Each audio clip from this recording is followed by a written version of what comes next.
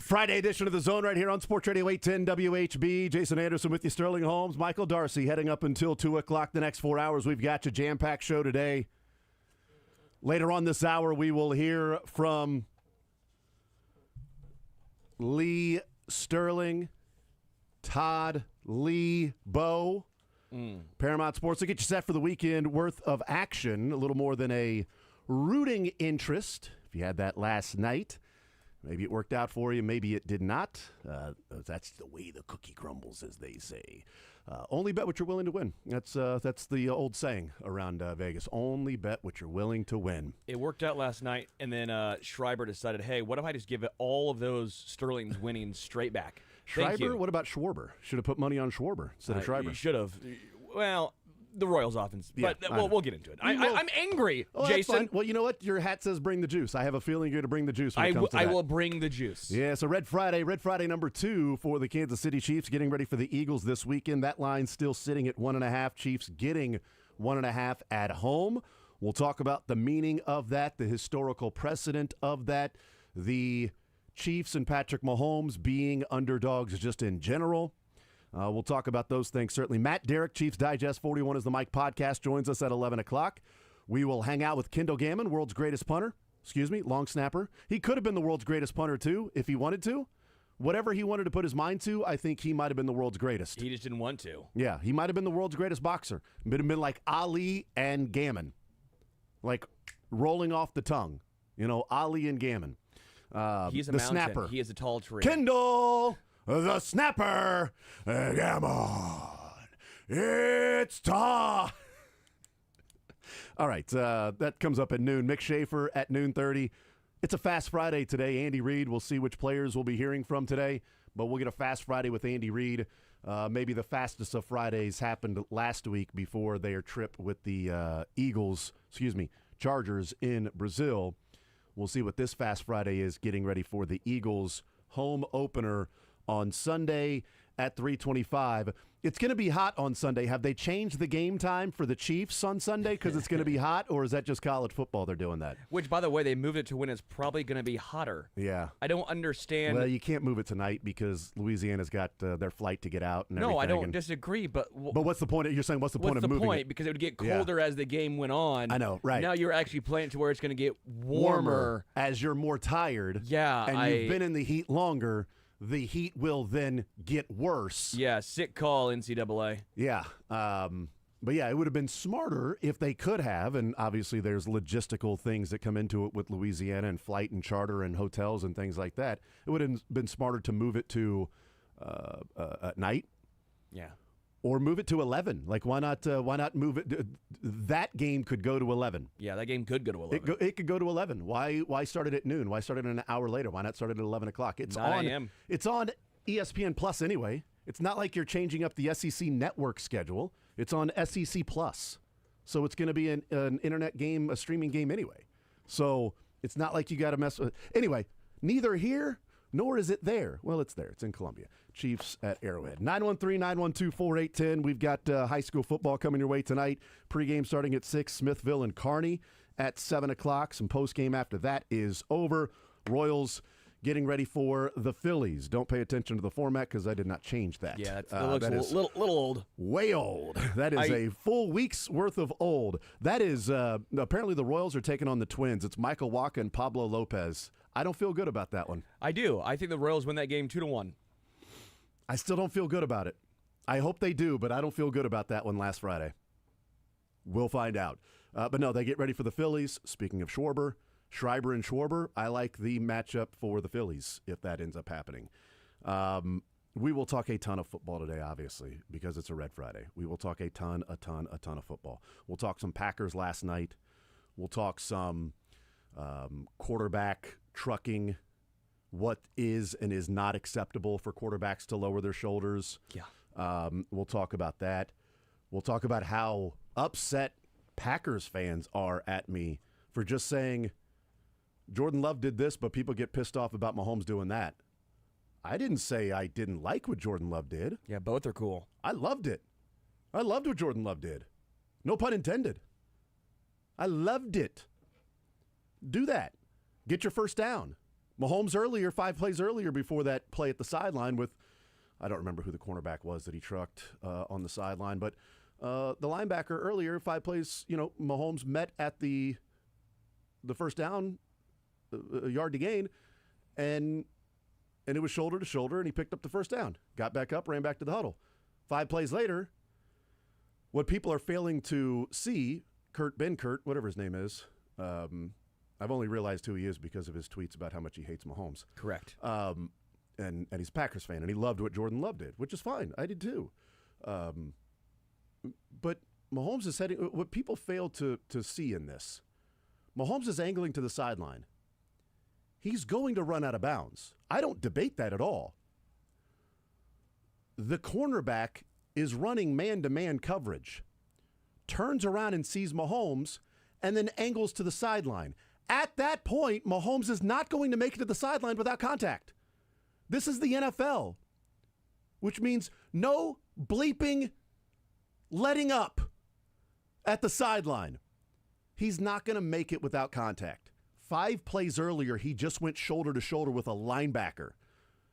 The cornerback is on his front foot, to use a soccer term.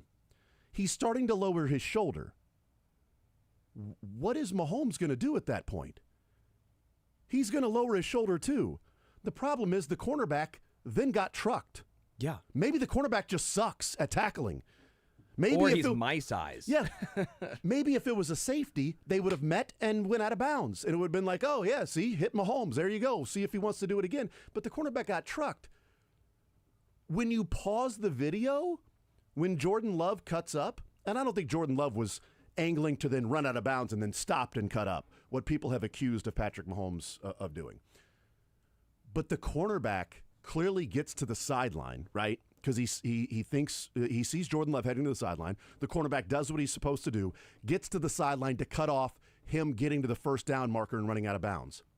But when Jordan Love lowers his shoulders, the cornerback is on his heels waiting for Love. He's not on the front foot going to, and I'm not saying Jordan Love would have held up at that point. Yeah. He was determined to get the first down.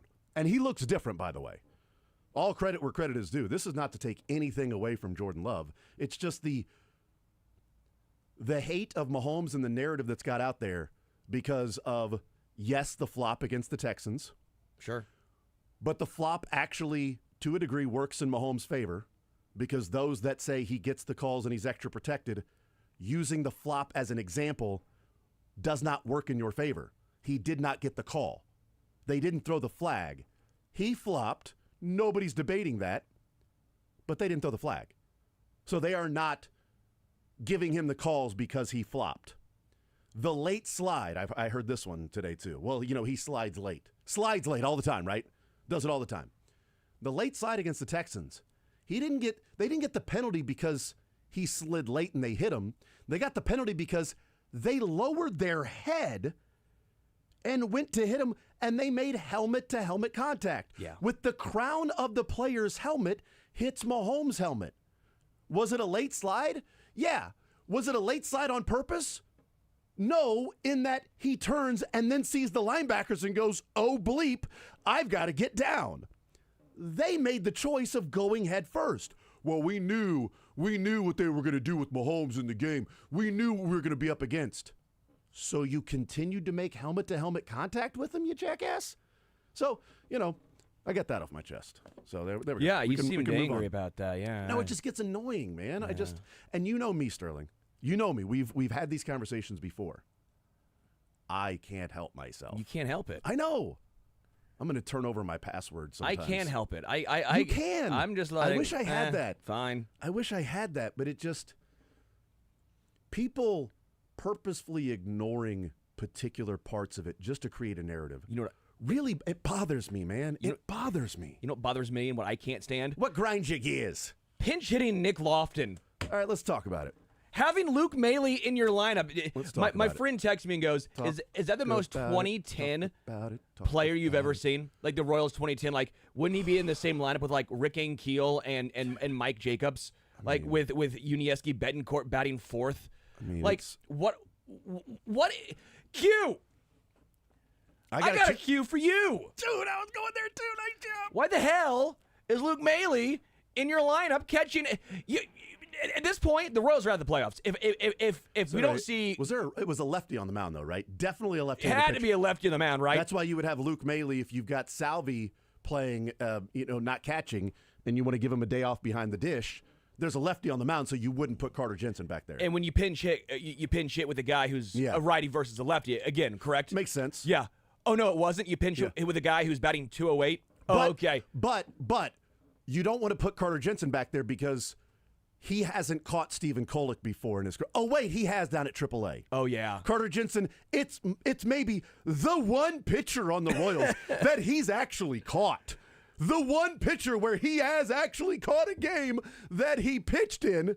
That's the time where you're like, now, we're still good not throwing Carter Jensen back there. And here what it comes down to is the offense was 2 scoops of ass, so that's not on cue necessarily. They did the 20-25 thing, score runs in the first inning and then shut it down. And then just say, we are good. 2 runs? Take it away, pitching staff.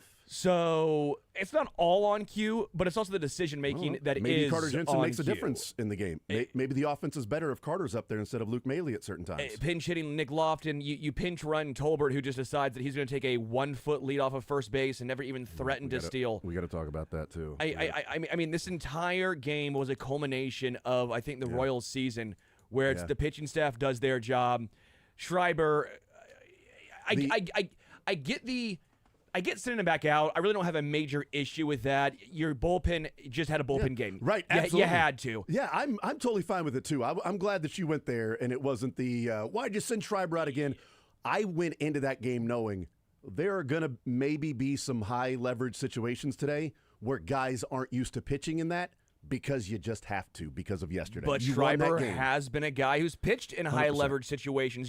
Huge 100%. Shout out to Kolek, because Kolek at least kept the Royals in this, because if he would have gotten shelled, and again, not trying to take a shot at Bergert, but if he would have had a Bergert start, the one Bergert start. The one. The one Bergert, the most recent one. Yeah, not a Bergert start. No. A Bergert start would be this. It would be this. It would be this, yeah. The one Bergert start where he got shelled the last time out, it would have been another disaster. So credit to Kolek.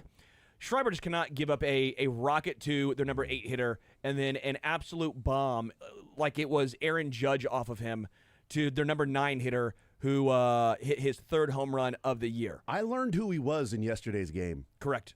CJ Kafis? Who's CJ Kafis? I don't know, the 3rd guard for the Eagles? Like, honestly, if you'd have said, hey, a team in Kansas City is going up against a guy named CJ Kafis this week at some point. He's a developmental guard. Is it Sporting? Like, CJ Kafis? That might be Sporting. Never heard of the damn guy. And he's the one. And so those things happen. It sucks, right? But I get their number 9 hitter hit a bomb while the Royals' number 9 hitter is Luke Maile.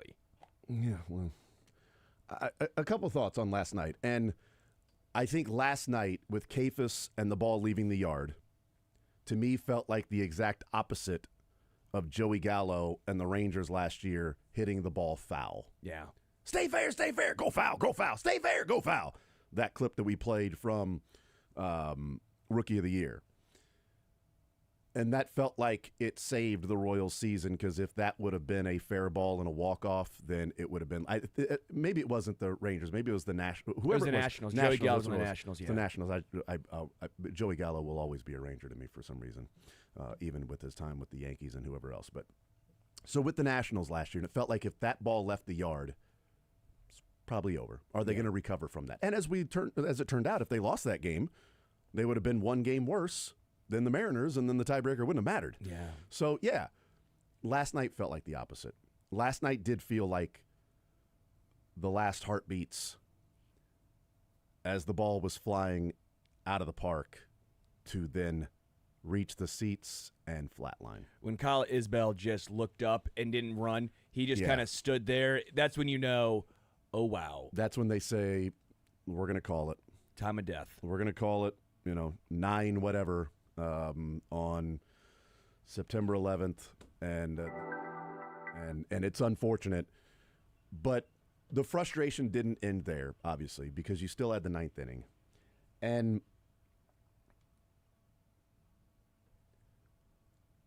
Matt Quattrero pointed out that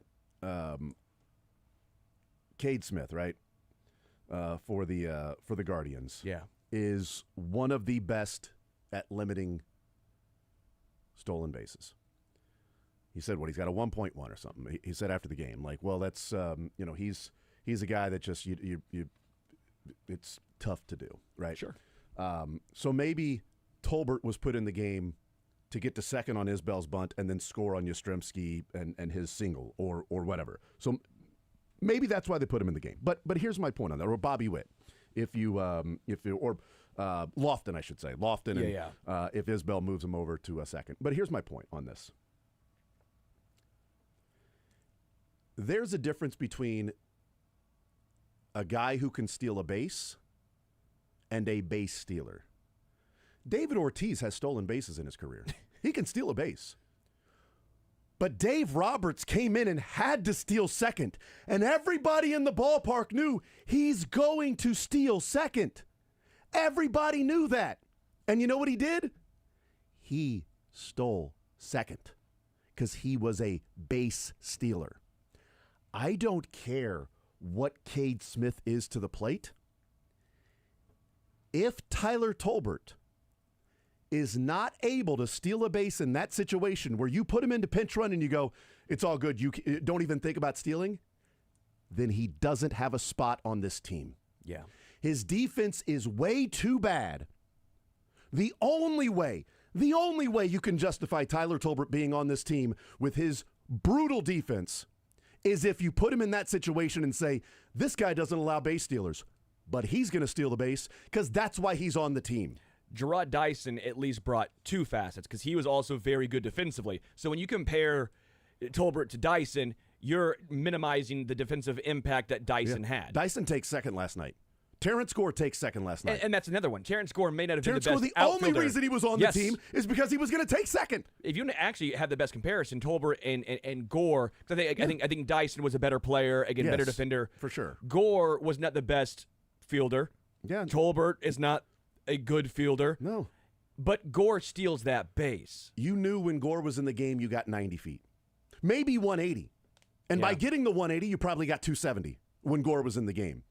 Tolbert in the game has been a good base stealer. The only time he's been caught, right, was the one where there was a stupid replay where he popped up off the base after he had already beat the throw. Yeah. I think that's still the only caught stealing for Tolbert this year.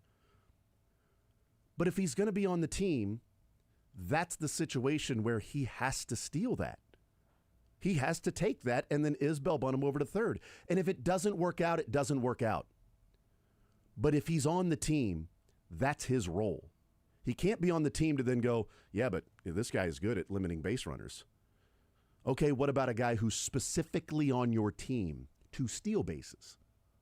How good is he at limiting specialty base stealers? Guys who are in the big leagues to do that. He's 18 of 20. He's got caught twice. Okay, so he's got one other caught stealing after was one of them a pickoff? It may have been. All I know is he's been good. Josh Naylor of first baseman for the Mariners is 27 of 29 this year. So apparently he's a base stealer. He's not just a guy that can steal a base. He's a base stealer. By the way, Vinny's got a stolen base this year. Same sprint speed as Salvador Perez, by the way, just for That's those. Crazy. I know you talked about that. It's my favorite stat, 27 and 29 with Salvi speed. But, like, Dyson and Gore take second, or they have the balls. Dyson has the stones to say, I don't give a bleep about you or the catcher. Yeah. I'm taking second base. And if you throw me out, tip of the cap, you threw me out. But I'm not going to sit here and twiddle my thumbs while Isbell and Lofton go up there and can't bunt and then swing at one that's outside of the zone. I'm not going to sit here and let those guys dictate what my job is. And that's probably the best point is it also has to be who is up. Yeah. If it was Bobby up, I understand. He's going to gap one and I'll score from here. A play candidate, but even then, he can also hit one out. So I'm probably not going to go if Salvi. I get that. Yeah. If he's great to home plate, I understand that. It's Kyle Isbell and Luke Maile / Nick Lofton. Yeah. Yeah, I'm going. The risk is worth the reward in that specific situation, and that may have been the worst at bat I've seen Kyle Isbell ever have. Well, I mean, you bunt, you swing, you bunt. Pick one. And they were terrible. The bunt, he tried to get down. Those were bad pitches. And again, I'm not the guy in the box. I get it.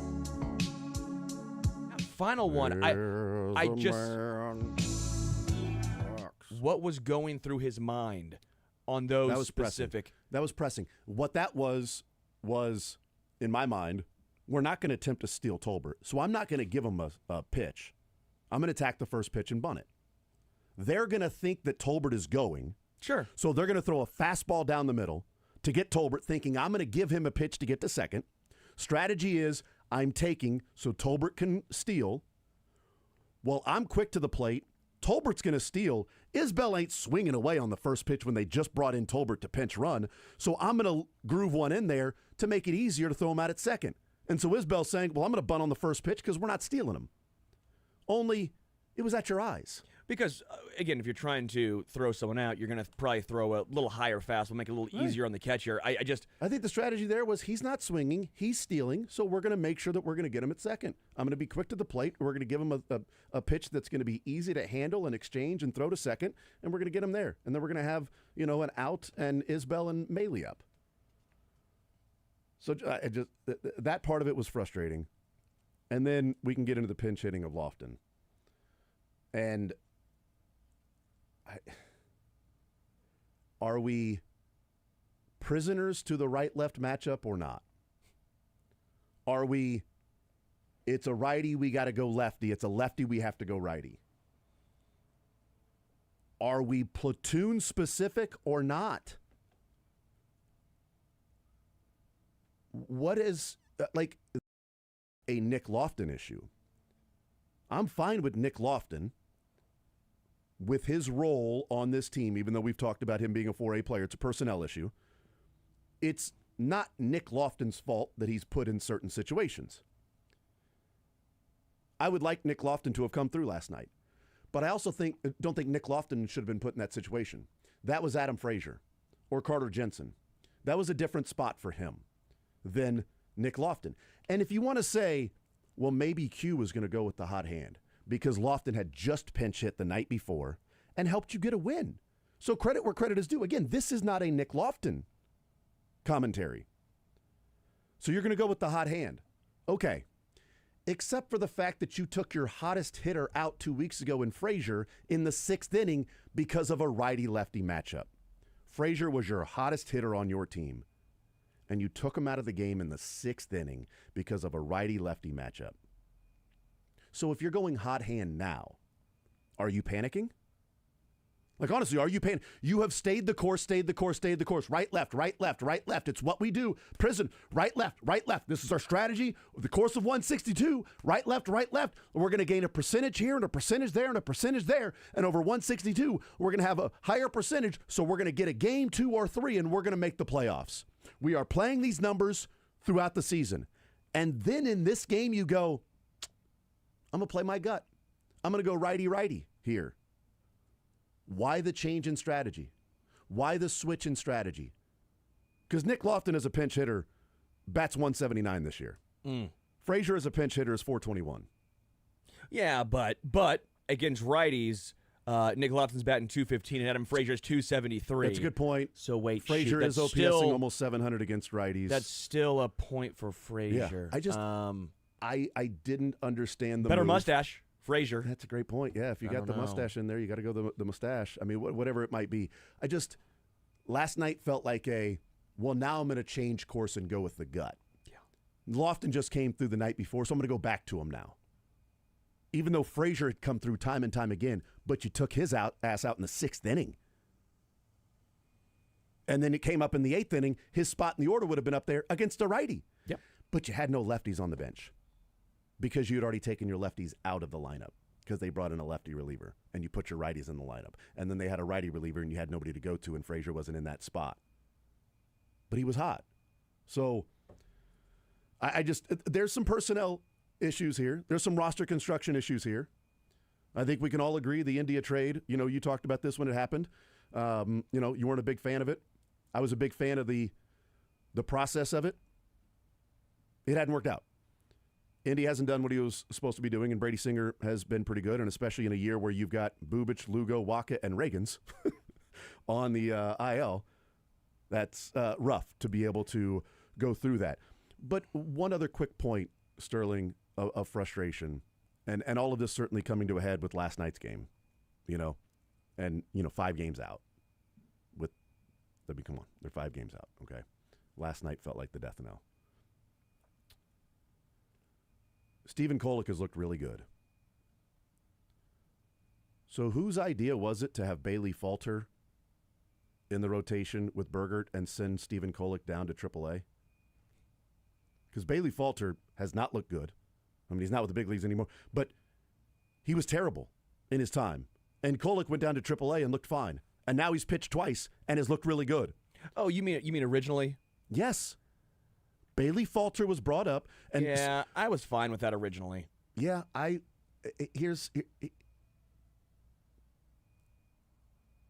whose idea was it? I know whose idea it was. Not Mike Sweeney, but Sweeney. He's got the relationship with Falter. So we're going to go with the guy that I know. We're going to go with this guy. And it didn't work out. And he got shelled against the Red Sox. And they lost that game. Then you moved him to the bullpen. And you had a game tied in the 7th inning, and you brought in Falter, who gave up 4 runs against the Tigers. And you lost that game by 2. Like, he gave up 7 runs against the Red Sox, you lost by 3. He gave up 4 runs in the 7th inning alone to the Tigers, and you lost by 2. Who looked at it and said, Falter's the better guy over Kolek at the big leagues right now with Burgert? He had a 3.73 ERA with Pittsburgh. I didn't have an issue. And what did Kolek have? And what were the underlying numbers? I know. That's the one that I talked about it at the time. Like, I didn't. You did, and I was. I wasn't. I would have rather seen Kolek up there with the big leagues than Falter. But I was optimistic hearing some people talk about what they saw in Falter. And I'm like, okay, maybe this guy's got some stuff. He's got arms going everywhere and sort of funky, and a lefty as opposed to a righty, and maybe that's part of it, certainly. But that didn't work out either. That was a decision that did not work out and may have cost him a couple of games along the way. All I know is we better see Carter Jensen and Jack Caglione the rest of the season. Lefty, 100%. Righty, I don't give a hoot. If I see Luke Maile, and this is not a knock on necessarily Luke Maile, but he played his role. It's okay. But the Royals are now out of it. Carter needs to be catching. Carter needs to be catching. Play the kids. Yep. Carter needs to be catching, and Jack needs to be going up against lefties. Carter needs to be against lefties, too. Doesn't matter. I need Carter catching. With Salvi, obviously. Yeah. Salvi's going to catch, but, if you need to steal some games on the legs and the tread for Salvi with the course of his career, moving forward the next year or two, then, yeah, wouldn't be a bad spot at this point because these 3 games against the Phillies, pretty rough. Pretty rough. We'll take a timeout. We'll come back, continue rolling. We're going to do a lot of football today, but voicing some frustrations, which felt like the unfortunate unofficial end to the Royal season. We'll take a timeout. More Zone next.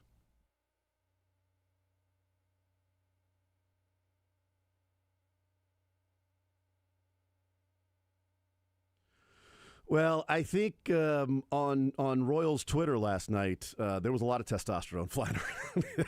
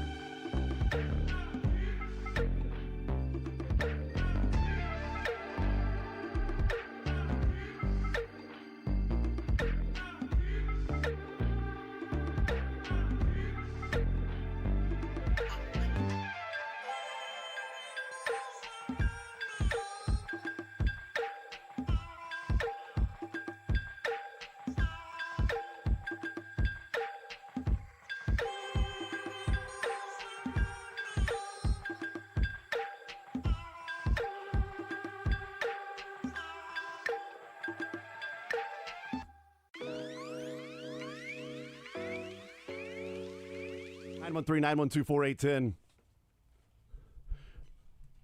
I was thinking about this morning as, I wasn't on Twitter until like 9 o'clock or something. And I open up Twitter and I'm like, good God, like my Twitter mentions have blown up. How? Why? Well, then I'm like, oh, yeah, that's right. I quote tweeted Kurt Benkert last night and said, interesting enough that Mahomes is a cheap shot and needs to get blown up when he's at the sideline, and Jordan Love gets all caps. And so then, like, I wake up this morning, and apparently that tweet has made it to Packers Twitter. Oh, good. But my question is, and I was thinking about this, and I actually have the answer, at least in my mind. I've got it, my theory. My question was, why pointing this out made Packers fans so mad and so defensive? Like, it was immediate defensiveness, just attacking Mahomes as if what I said was an attack on Jordan Love. I have my theory as to why that's the case. Yeah, both are cool. I was cool with both. I think both are fun. That's what I've replied to Packers fans. I'm like, dude, I'm not saying anything about Jordan Love. I loved, and I hate that I keep saying loved because of his last name. He needs to change his last name to Hart or something. You enjoyed. Yeah, no, I didn't even just enjoy it. I loved it. I think the all caps was worthwhile. I think that was great. I love that Mahomes took on the linebacker and picked up the first down. I don't love that people miss the context or nuance of 5 plays later, Mahomes heading to the sideline, and the defensive back has the angle on him. 5 plays earlier, he just met at the sideline with a linebacker. Why would he think this would be any different? I don't love that. But here's my theory. My theory is sports commentary and debate has become so toxic that it's not about lifting one player up, it's about tearing down the other. Correct. So we can't talk about LeBron without tearing down Jordan. We can't talk about Jordan without tearing down LeBron. We can't talk about Lamar and Josh and Joe Burrow without tearing down Mahomes first. We can't talk about Mahomes without tearing down Burrow. All these other, like, that's how we can't talk about Brady without tearing down Mahomes. Can't talk about Mahomes without tearing down Brady. Like, that's the commentary. So when I point out, well, hold on, what's the difference here in Mahomes? It's viewed as, well, hold on, now you're attacking Jordan Love. Because that's the way sports commentary is now. When you're comparing 2 players, you can't defend one player without then obviously tearing down the other. Which is funny, because if you actually wanted to you can make the case, and you should make the case, that you should bring up good statistics about a player and then prove why your guy's better, because then it makes your guy, it shows that your guy's better than the best. Like, you don't need to tear another player down if you bring. It's like beating a top 25 team and chanting overrated. Yeah, it's like, well, that's dumb. No, underrated. They're underrated. Yes, it's like they're better than everybody thought, and we still beat their ass. Yes, that's the chant. That's what it should be. It's not as catchy, but it'd make way more sense. But people don't have, because they want to tear down the other team. Yes, they're not trying to build their team up. Chanting overrated is tearing down the other team. But in fact, it's also discrediting your win. And also, Packers, I don't know why they'd be so angry. It's odd. Like, you watched your team start 2-0 against 2 teams that were very difficult games, and you beat both convincingly. You were a preseason darling. I think a lot of folk have you actually facing off and representing the NFC in the Super Bowl this year. Eagles fans might have something to say about that, but Packers have been the fun pick this year, right? They've already hopped over the Eagles and the Lions, and they almost seem like the NFC favorites at this point to represent them in the Super Bowl. So, yeah, I don't understand the vitriol and the anger and the frustration. You think that of any team, they should be happy. Yes. Fat and happy, hanging back, and Jordan Love looks the part, and you're, again, 2-0 against 2 really good teams that you've beat convincingly to start the season. Yeah, I think all should be good and happy, not angry and disparaging on the X. Yeah. I just think it's taken as me saying Jordan Love is also guilty of what people accuse Patrick Mahomes of being. And my point is, people are falsely accusing Patrick Mahomes of this. It's a false narrative. It's a witch hunt. It's never going to be accepted outside of Kansas City. And I need to stop fighting the fight. But I lose the battle with myself to stop fighting the fight, so then I can't stop fighting the fight. Okay? myself gets beat down by myself. Yeah. Of like, I don't need to fight this fight. And then the other side is like, yeah, you do, you little punk. What, are you going to back down? Yeah. These people are dumb. It bothers you. It's a core belief when people buy into false narratives, especially about something that is clearly a part of what you have cared about and grown up with. And there is a familial view of our sports teams, right? There is the civic pride that goes along with that, and those that wear the jersey represents us to a degree. Not beyond reproach. So there is that, but I don't win the battle against myself to then not fight the battle. Yeah, I'll just crack open another Cutwater and smile. I know, dude. I know. I'll give a more Cutwater, I guess. What an idiot. Yeah, but I'm being called an idiot. I don't want to be called an idiot. I already get called an idiot at home. I don't need to get called an idiot on Twitter, too. Oh, your kids are mean. I wish it was only the kids. Because I actually think the other people are the idiots that are passing along the narrative about Mahomes here. Let's take a time out. We'll come back. We'll hear from Todd Lebo, Lee Sterling next.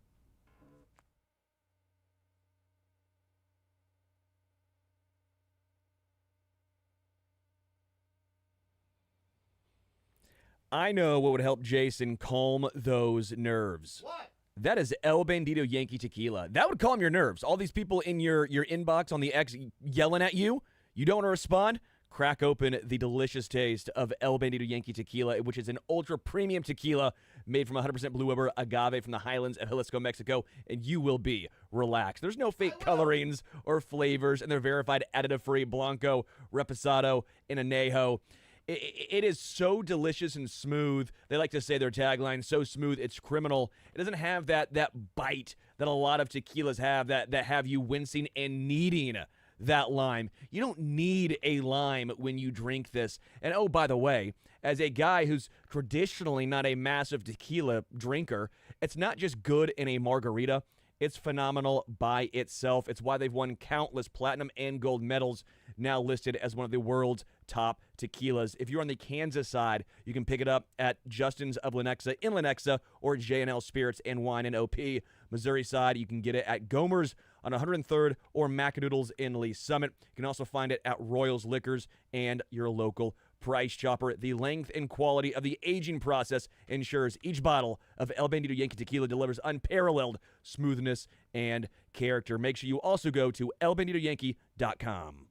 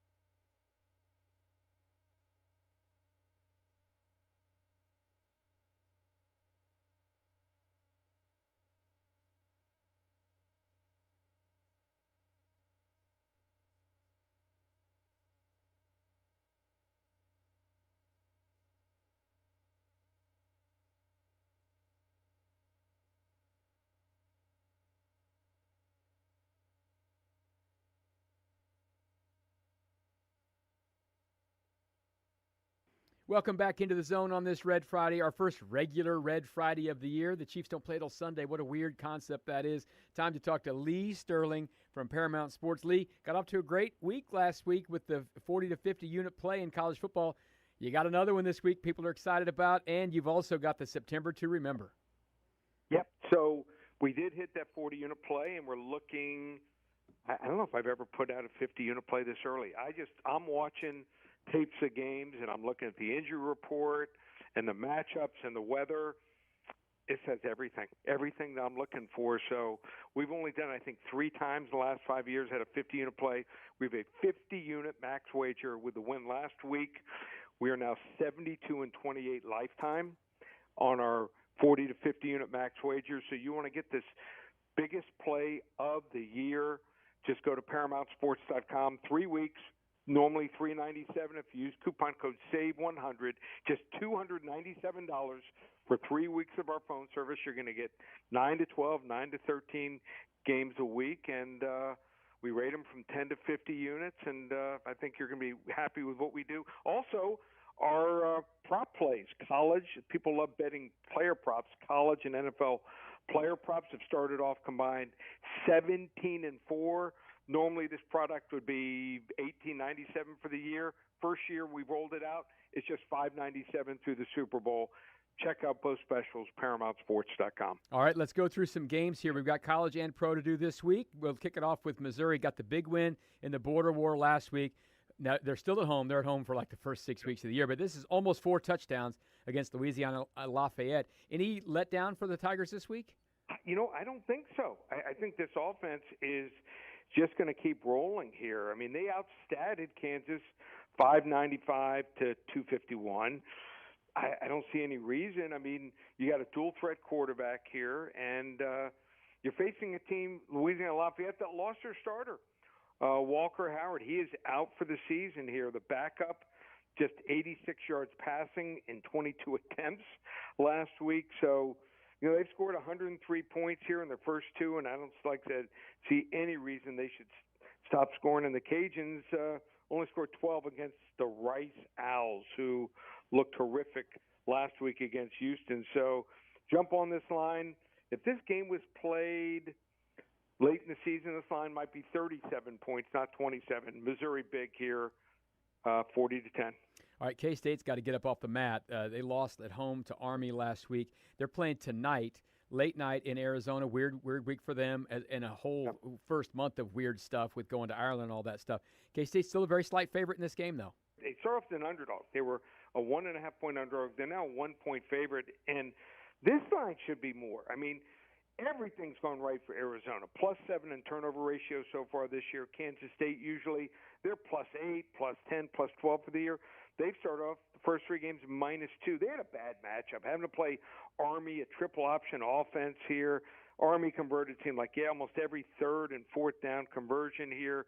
Didn't have the ball much at all. So I think they handled Arizona easy last year. So Arizona's played no one here. I don't see them being any better than last year. And like I said, Arizona's not going to convert like this Army team did. 10 of 22 third downs and 6 of 7 fourth down conversions and hold a 40-minute possession edge. They're just not built that way here. So I expect the turnover thing to turn around here. I think as long as they're -1, even, or in the plus, they'll win this game here easy. Kansas State 34-24, huge talent gap difference. They need a win for sure. Let's talk a little National Football League. Denver, not super impressive in their home opener. The Indianapolis Colts, very impressive in their home opener, won for the first time in forever on opening week. But the Broncos are almost a field goal favorite. Yeah, and it might have been who they were playing. The Miami Dolphins look terrible. They right now are a bottom 3, at the best bottom 5 team. Broncos tried to give the game to the Titans on Sunday. 4 turnovers. Tennessee on their 4 field goal drives for 33, 23, 0, and 9 yards. All field goals. Bo Nix dinking and dunking underneath. He just looked off. Only 4.4 yards per attempt for him. Last year he was at 6.7. Daniel Jones had his best first half ever in his career, but Miami is absolutely awful. I don't know if any of the cornerbacks would even be on any NFL roster. They are that devoid of talent here. They ran the ball 40 for 156. They won't be doing that against Denver. And this Denver defense, probably maybe top 3, top 4 in the NFL here. Tougher opponent this time for Indianapolis. Denver, 24-17. Yeah, it'd be a good start for them if they got it off to 2-0. The Chargers and Raiders are both trying to get to 2-0. Everyone's 1-0 in the NFL or in the AFC West except for the Chiefs right now. What do you like about this one? The Chargers got to be riding high, but the Raiders are always a tough matchup in division. Yep. So both teams got off to 1-0 starts here. I think the biggest thing I glean here is Vegas is playing a New England team that's not ready for prime time just yet. And Brock Bowers, questionable with a knee here. I like Ashton Genty a lot, but his 2.0 yards per carry tells us that the offensive line just isn't to the standards they need to be yet. The Chargers held the Chiefs running back to 41 yards on 10 carries. I'm not going to count the Patrick Mahomes scrambles because Geno Smith, he's just not a runner at all like him. So the key to this game is going to be Justin Herbert. Started his second year under Jim Harbaugh's tutelage. Looked really impressive here. And both these coaches, huge rivalry. Harbaugh beat him in college 2-1 at the 2-1 edge. Carroll 5-4 in the NFL. So this is going to be the tiebreaker. I just think the Chargers just stronger here, more disciplined. They win and cover here, 28-17. All right, the big one at Arrowhead Stadium, home opener for the Chiefs. Very disappointing loss for them in a lot of ways last Friday against the Chargers. The Eagles didn't look great on Thursday Night Football, but we know how great they looked in the Super Bowl in New Orleans earlier this year. The Chiefs have got to kind of have this win. I don't think they want to be 0-2, but the Eagles are coming in as a favorite at Arrowhead. Yeah, this is a must-win for Kansas City, and I do think that Philadelphia is down a little bit from last year. It took some losses, 5 starters off the defense, didn't come back. They lost a lot of guys to free agency, but I think that the Kansas City wide receiver position might be the biggest problem here.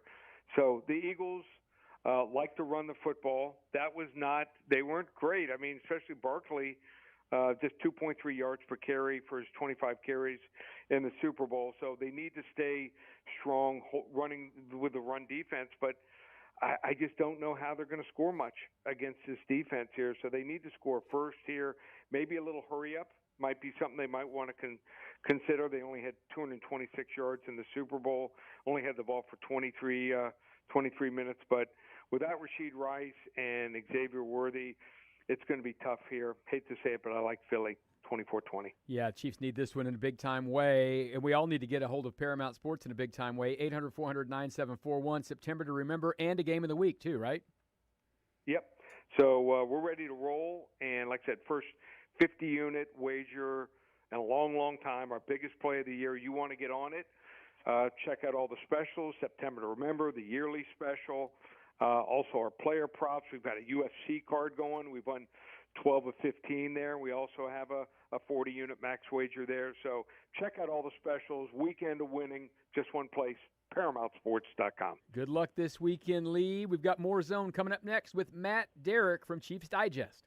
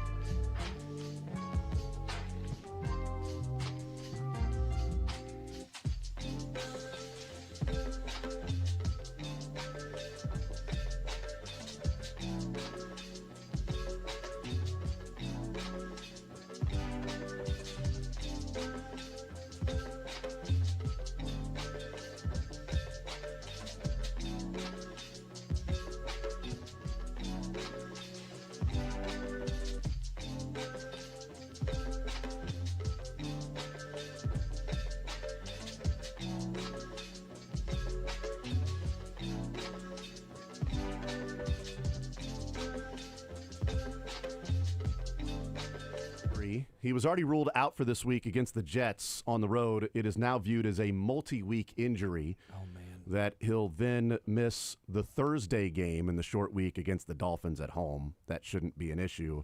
They also then play New Orleans at home and then New England at home. I think the Bills will be able to survive the Ed Oliver injury and his ankle injury. That is a multi-week injury. He'll return against the Chiefs. Like most that's good players do. 2 months from now. So multi-week, not multi-month. They're just getting him ready. Yeah, that's right. So there's the news. If they played the Jets this past weekend in Baltimore on Sunday, well, then you might see Baltimore put up 40 points.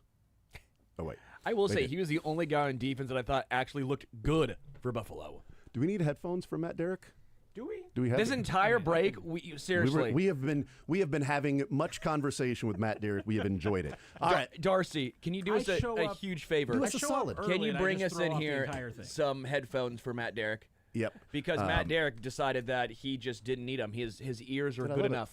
I love it. I can hear you too. That's all that needs to. And we'll let you know if you're talking into the microphone, which is half the battle. There you go. So let's start with Xavier Worthy. How much of a surprise, or certainly a positive turn of events, but how much was there a little bit of a surprise for you that he practiced in a limited capacity yesterday after what felt like, last Friday night? Is this dude going to have surgery? Is he going to be out for the year? Is he going to miss half the season? And he misses one practice. If I had woke up this morning with my lips sewn to the carpet, I would not have been as surprised as I was yesterday. I don't know, man. That would be fairly surprising if your face. lips. Your lips? If I woke up tomorrow with my hair sewn to the carpet, I wouldn't be more surprised than I am right now. I mean, I feel like you would wake up if someone starts sewing your lips to the carpet. That's why I would be very surprised. Exactly, because he didn't. How did I not wake up? One, why are they doing this? Two, I can't talk because it's sewn to the carpet. It'd be terrifying. I mean, first, let's just go ahead and put it out there. Xavier Worthy's a tough dude. I mean, how many games did he play with a broken hand at Texas? Wasn't it like half the season? Yeah. So you got that. That was one. I mean, that's one of the reasons why the Chiefs ended up drafting him, despite the fact that he's a little undersized, because the word out of Texas was that he's one of the toughest dudes out there. He's a dog. He's a dog. Exactly. We want a dog. He can take a punishment. Coastal Carolina. We don't want these cats. We want dogs. We need dogs. I forgot about that. That's we a need good dogs. And it's obviously good news long term, because Yeah, this is for obviously suggesting to you that this is not going to be a multi-month injury. But hey, when you're day by day versus day to day, apparently that's much better. And we all are day to day, really. So That's how everybody's day to day. Because I don't know if you had the same viewpoint when Andy Reid talked Wednesday, and he was asked. I don't know if that was you that actually asked the question. It may have been. It was asked, is surgery an option? And he immediately said no.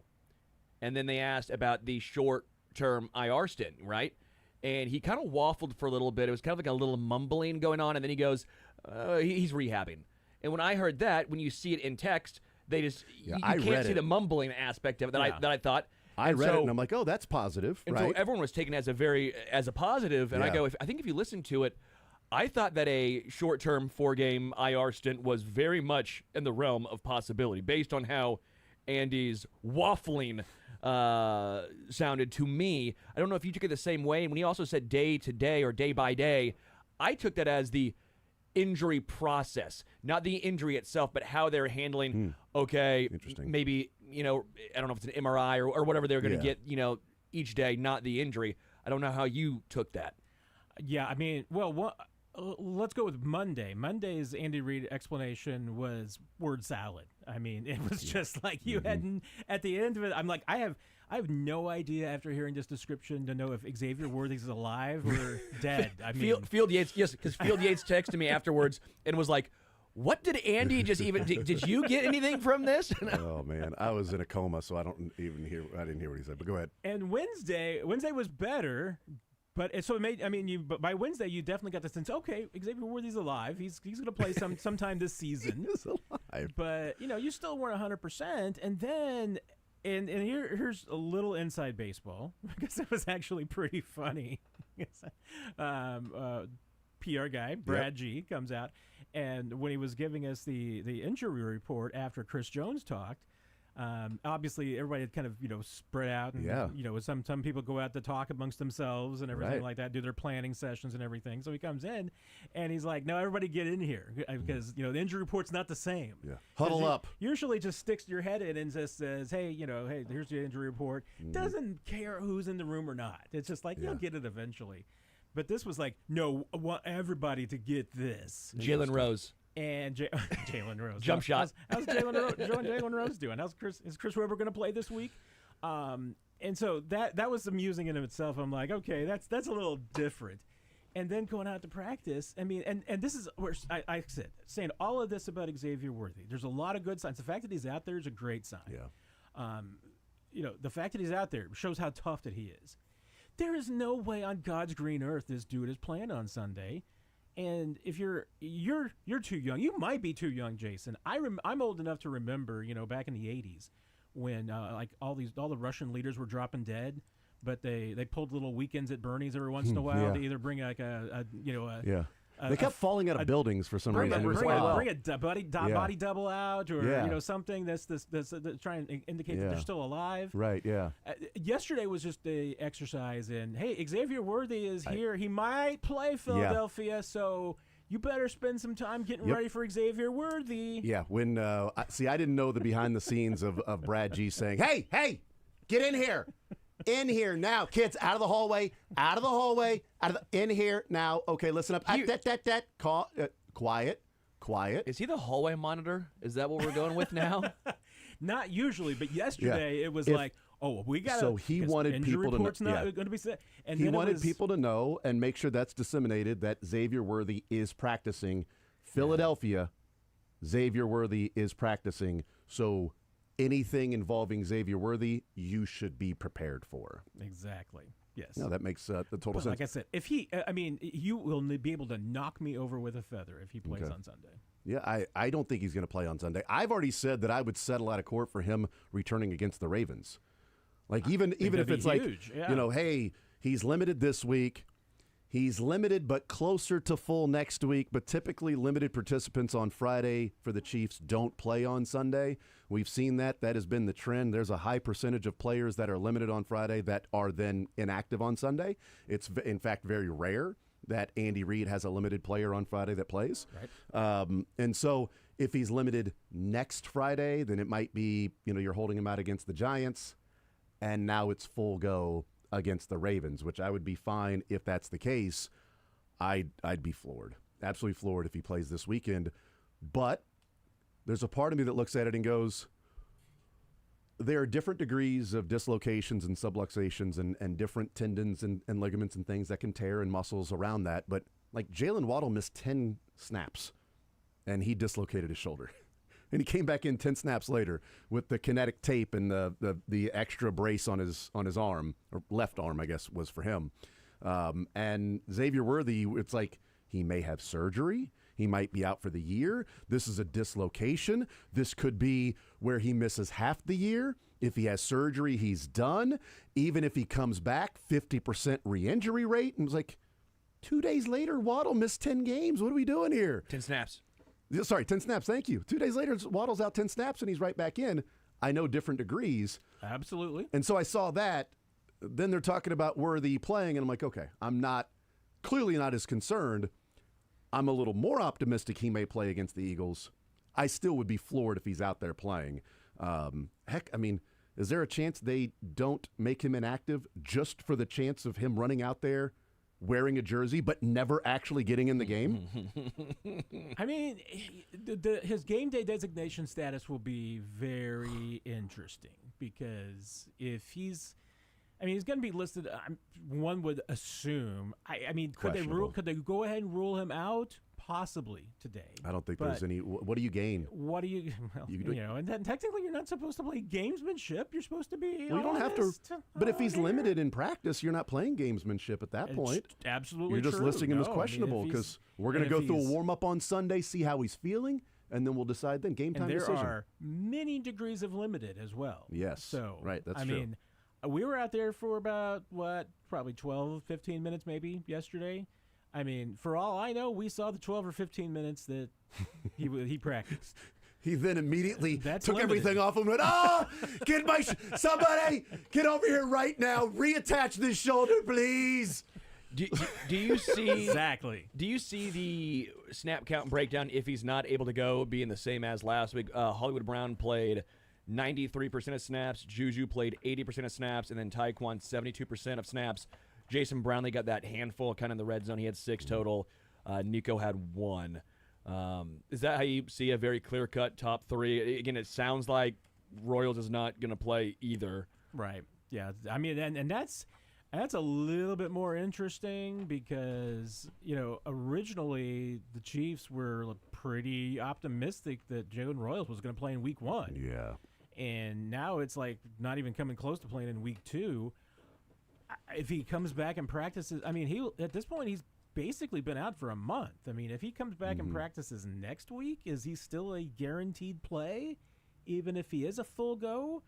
I don't know about that. Yeah. So, I mean, once again, if maybe they're shooting for the Ravens too, and there's no reason to put him on IR because they think he can play against the Ravens. Yes, and that would be a reasonable, date to circle. I mean, but they didn't put him on IR, so you're clearly not expecting him to be out for four games. If the Chiefs were putting Xavier out there yesterday, they're clearly not planning on putting him on IR. Yeah. I mean, you still have until Saturday where you can put anybody on IR, and that still counts as their 4 games that they miss. So, there's still an option there. But, I mean, to your point, Sterling, is it still going to be that breakdown? I mean, it seems like you got to get other guys involved. And, if Worthy doesn't play, hey, do you bring up a Jimmy Holiday from the practice squad and activate him because he's got some speed, and now you can at least have another speed guy out there that can possibly help you take off the back of the field, if you got a companion with Tyquan. Because what you wanted to do was obviously have a couple of speed guys that you can go out there and have them both go deep and open up the middle. Yeah, I don't think the game plan was Hollywood 16 targets. I don't think it was either. Yeah. And so how much on the fly? Obviously, hey, once it happens, what do you do? You say, Tyquan, you're Xavier Worthy now. But and Hollywood, you're Hollywood and some other. I mean, Patrick said on Wednesday that Hollywood was running Xavier Worthy routes too. So he was doing his routes. Yeah. He's running Worthy routes. He's now thrown into the mix, doing a lot more than what was the game plan and what you practice for all off season and game planning for that Eagles game. Yeah, and so just running with 3 receivers primarily the entire game. Yeah. I mean, that's not normal for any NFL team. And what I think is interesting, the best way to take advantage of this Eagles defense is their CB2, Adoree Jackson. Oh, yeah. I mean, you look at Cooper DeJean in the slot, lockdown. You look at Quinyon Mitchell, very, very good. This is one of the better linebacking cores. I mean, this is the best linebacking core the Eagles have had since, a long time.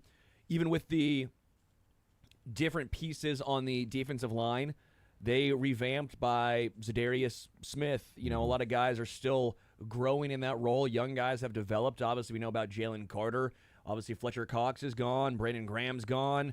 Milton Williams gone. Sweat's gone. But Joshua Uche came in and looks like he's another piece to the puzzle, which is frustrating why you couldn't do it here in KC. I know scheme, but still point remains. Yeah. And when you look at that defense, there's one glaring weakness. It is CB2, and you saw the Cowboys try and take advantage of that. Which wide receiver for KC can take advantage of that mismatch? Let's get into that on the other side of the break. We'll talk about one of the advantages that Sterling just brought up right there. We'll look at a little bit of the Chargers game, but we are certainly looking ahead to this Eagles matchup on Sunday. We'll talk about that clear mismatch the Chiefs may have on Sunday and how do they expose that. More Zone next.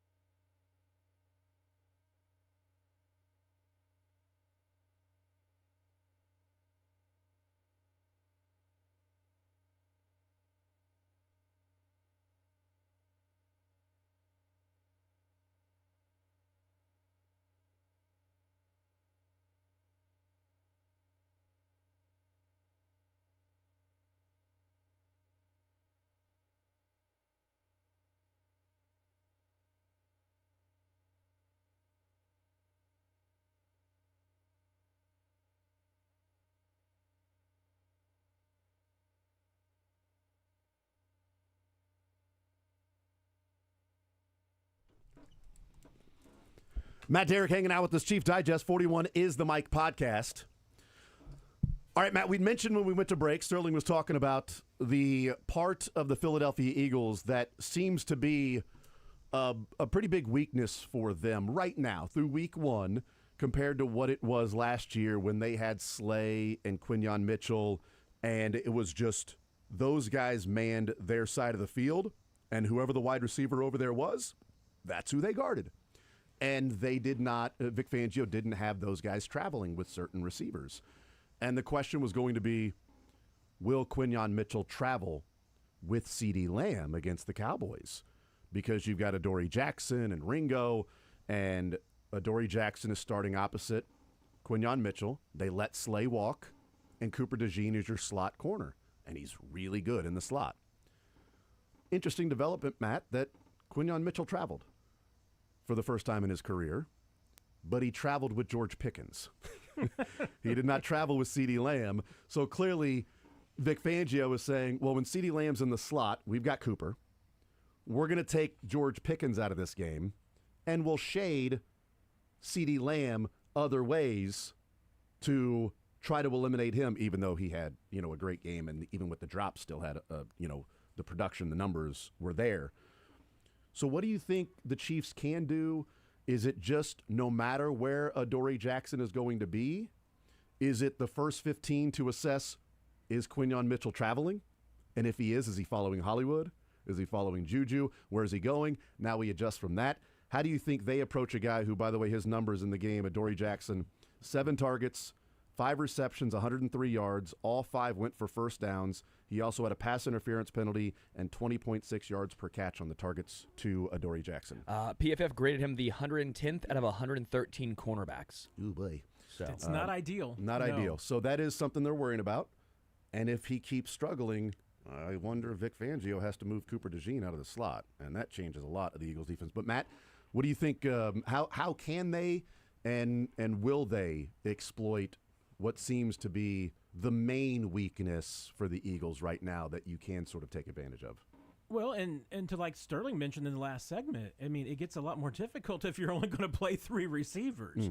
If you don't have a rotation. And God, if they had Rice and Worthy in this game. Yeah, exactly. I mean, that's what really hurts is that if you're going to lean on 3 receivers for the most part, then, I mean, all of a sudden 2 things happen. I mean, one is that you really lose the ability to do matchups a lot. I mean, just depending on where you want to line guys up, I mean, you can obviously force the Eagles to make some choices, but it really limits you in a lot of ways. And then 2, I mean, guys are going to be exhausted. So, that's the other part of it, too, is that you've once again, I mean, Tyquan's the only guy that you could say could run all day. I mean, Juju, I think you want to have some load management with Juju. I mean, he played 80% of the snaps on his old knees. And luckily, the Chiefs didn't have to play a ton of snaps. I mean, if they play like 80 snaps on offensive snaps 80% on Sunday, of the 80 snaps is that's going to be tough. 80% of 61 snaps, a little different. And honestly, I mean, coming off the ankle injury, they didn't want Hollywood having to play that many snaps. So that was more work than they wanted. Real quick, I love that we talk about Juju's old knees. He's 28 years old. He said he has old knees. No, I mean, 2 years ago. I always forget how young he is. I was like, okay, he's probably 30 now, right? Juju Smith-Schuster is still 28. Yeah, well, he's from the Dominican. He came into the big leagues at 18 years old. He signed with the Steelers at 18. He's the Dominican. Yeah, exactly. It's not the years, it's the miles. But he's also a guy that has been dealing with knee issues most of his career, and he has said it. He said, I have old knees. Those were his words, not me. Okay, exactly. He said that stuff. So, I mean, now the one X factor, and it's not really a receiver X factor here, but the one thing I'm still perplexed that the Chiefs did not deploy on Friday against the Chargers, and I'm assuming that there's just a few wrinkles that they didn't put out there that they were saving for this game. Can I guess? I mean, I assume we want to say this at the same time? 1, 2, 3. Brashard Smith.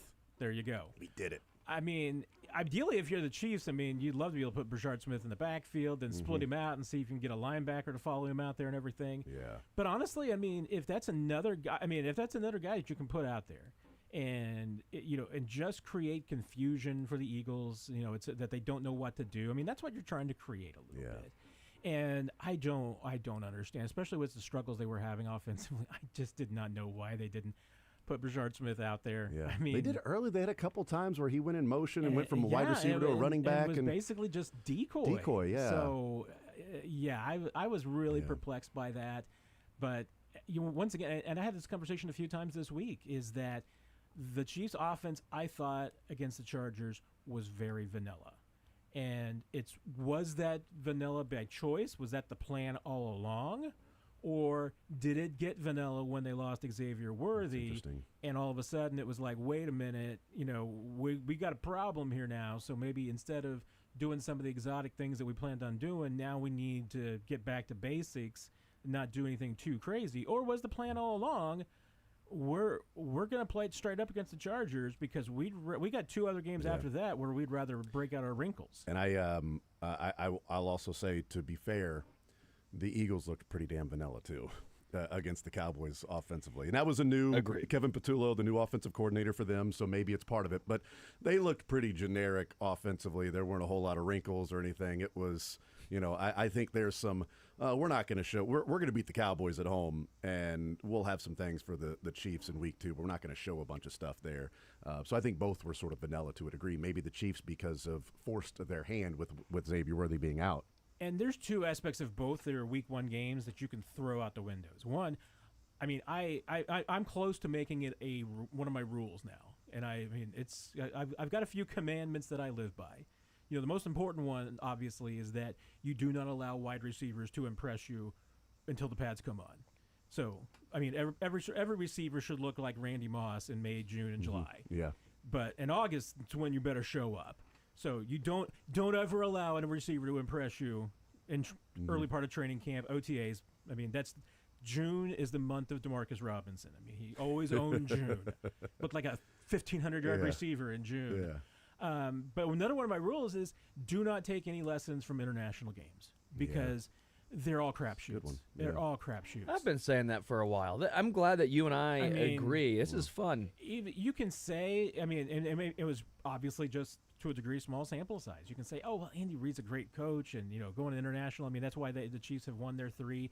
Well, it's because they probably won 3 games. I mean, if they played 6, they're probably going to go 3-3, because good teams lose on international games, bad teams win international games. There's almost nothing you can take away from them because you just throw out all the principles of the game. Nothing matters. Whatever happened before and after an international game almost has no bearing whatsoever on reality. And on the Eagles game, after that weather break, neither team was the same, especially the offenses. Offenses were terrible after the weather break. So I almost, don't count anything that happened after the weather delay. I should point out, so usually the international games, and this is a concern this weekend, I've gone back and forth as what I'm going to pick in this game. It's a concern this weekend because usually international games you get a week off. We should point out, last year the international game was Packers-Eagles on that Friday in Brazil. They did not get a week off. They played the very next Sunday. The Packers played the Colts, and the Eagles played the Falcons at home. The Eagles lost to the Falcons at home, and the Packers played the Colts at home and won by 6 points. Neither of them looked relatively good in those games, coming back from the trip to Brazil without having the traditional week off from the international games. That the NFL does that for a reason, to give you the week off because of what that travel can do on a particular team. That's also a concern going into this, is because we saw last year 2 teams that played internationally that next Sunday did not look very good in those games. It's a concern, and obviously the difference here is that from a time zone standpoint, it's no different than traveling to the West Coast. I mean, that's basically what it is. I mean, it's a 2-hour time difference, so it's not that big of a deal. That's why I'm trying to use apples to apples with Brazil last year. It's the 23 hours on a plane that's 100%. The bigger deal, and you basically got one day off. Yeah. Because this team didn't get back until Saturday afternoon. Yeah. So Saturday afternoon to Sunday afternoon is your day off. Yeah, I mean it was a bye day. Yeah. Essentially is what they got. Yeah, the Eagles were Friday and Saturday and Sunday off. The Eagles are going to be much more rested. Yeah. So there's an issue there. The only thing the Chiefs have going for them is that one, you're coming off a very flat performance in week 1. Everybody knows about it. You've been reminded about it all week long. Your coaches have been lighting into you all week long about how you came out flat. You're mad at yourselves because you came out flat in that game. And 2, you're facing a team that embarrassed you 7 months ago, because you came out flat in that game too, and you didn't have anything in the tank. If the Chiefs don't come out with fire on Sunday, then you got legitimate questions to be like, where's this team's juice at? Because preseason games are different than regular season, obviously, but we discussed the Super Bowl, and it was, I don't know, something was missing. Don't know what it was. Maybe they were just tired. Travis Kelce talked about, like, just couldn't get in the game. Like, the whole team just wasn't clicking. You picked a bad night to have a bad night. It just wasn't, for whatever reason, it just wasn't there. The juice wasn't there, which is odd in the Super Bowl, but whatever. Then you have a preseason game number 1. Okay, it's fine. You're excited to get out and play. Preseason game number 2, you go to Seattle. Starters aren't playing. The trip there, the weather, environment, playing surface. But you got run up and down the field and embarrassed, and the team talked after that it was just no energy. We just didn't have it, and that was embarrassing. We can't do that. So we're going to prove that that's not us. So they came back against the Bears, and they punked the Bears when they had their starters out there against a mixed bag of Bears, but mostly starters. But the energy was there. And now the energy wasn't there against the Chargers. So, I mean, even going back to preseason, we've talked about 2 of the last 3 games where they're saying, just didn't have the energy for some reason. Now, after saying that, they came right back and had that energy, which I think is a positive sign for Sunday, in that it's clearly been a point of emphasis and a focus this week of have the energy. And as Matt Nagy said, organic, not fake. Not the fake juice, right? Not the fake energy. You need the real, authentic energy that you're ready to play a football game, not that you're trying to convince yourself you're ready to play a football game. And to the players' credit, I didn't hear a single excuse this week. Yeah, I didn't either. About even in the locker room, one-on-one conversations, no I didn't microphones. read. I didn't read a single excuse this week. I did not hear a single excuse. I will say this in my best Eric Bieniemy voice. I will say this. At the end of the day. At the end of the day. When it's all said and done. You know, I mean, and talking to guys, be like, hey, you know, how was the plane flight, everything? And they were like, you know what, it really wasn't that bad. Plane was comfortable. You know, you could sleep, you could do whatever you wanted to, so it wasn't that bad. You know, and you felt okay when you got off the plane. You know, hey, time difference. No, you know, it really wasn't a big deal. I mean, you're playing same time in local time that you would normally be playing at 7 o'clock in Kansas City time, so it wasn't that big of a deal. You know, all these different factors you're talking about here, but then it was like, how was the bus ride? And then there would be like a little bit of, yeah, that was rough. Yeah, it sucked. Yeah, that's just being stuck on the bus, because buses aren't comfortable. No, even the best coach buses, you know, we're not talking about John Madden's Cruiser here. We're just talking about, you got to take an entire team. All right, John Madden was taking like him and a few other people on that Cruiser. Yeah, we're got to get the full team there. It's not the yellow school buses either. It's not the They're yellow nice school charter buses. They're nice charter buses, but nice charter buses are still not built for 6'5", 320-pound guys. And who were the players that looked the worst in that game with the least amount of juice? It was the older guys and it was the big guys. I mean, and Patrick Mahomes Patrick Mahomes is always Patrick Mahomes. Yeah. I even thought Patrick Mahomes just looked a little discombobulated maybe in the first half. I think the first 3 series. I think the Xavier Worthy thing knocked him off his rail a little bit. But Patrick was Patrick. And honestly, I didn't think that many of the young guys had bad games. Some of the young big guys had some struggles. Ashton Gelati, I thought, played really well. I mean, but he had the elbow injury that popped up, and we'll see if that affects him on Sunday too. I mean, he's been a full participant this week, but Omar Norman-Lott is, and Omar Norman-Lott looks like he's going to be playing, so those are all good things. But I mean, I'm not sure there's any one thing you can put it on in Brazil. I think that there might have been about 8 different reasons why that team came out flat. But you can't do it a second game in a row. As we take a break and we'll look a little bit more into this specific matchup, and then maybe a little bit of a look back in that Chargers game, but not to get too deep into this, but because we talked a lot about Mahomes on the sideline, how much do you think that particular drive, going to the first down and taking on the linebacker, knowing that this was going to be a collision, but I'm picking up the first down, and then 5 plays later, I'm going to have to take contact at the sideline because I'm angling for the sideline, and now the defensive back is now going to have the angle on me. How much of that was just, well, Mahomes is a physical player, and how much of that do you think it was Mahomes going, we're lacking something here as a team, so I'm going to bring some physicality to try to get the juice going. If that's what it takes, then I'm going to do that. That he played a little more physical than he typically would, and maybe he did take a shot at the defensive back there on the sideline because he needed his team to get more into the game. Oh, I thought what had happened 100% live. I was like, that move by Mahomes right there was a message to his team. He was trying to wake them up. He was trying to say, hey, wait a minute, guys. We got to play more physical. And you want to see you play more physical? Here, let me show you how it's done. Yeah. I thought it was absolutely a message to the rest of the team. We'll take a timeout. We'll come back. We'll get into the Chiefs and Eagles, get Matt's prediction. Also, hear a clip from Steve Spagnuolo yesterday about a particular player that we'll get Matt's thoughts on as well. More Zone coming up next.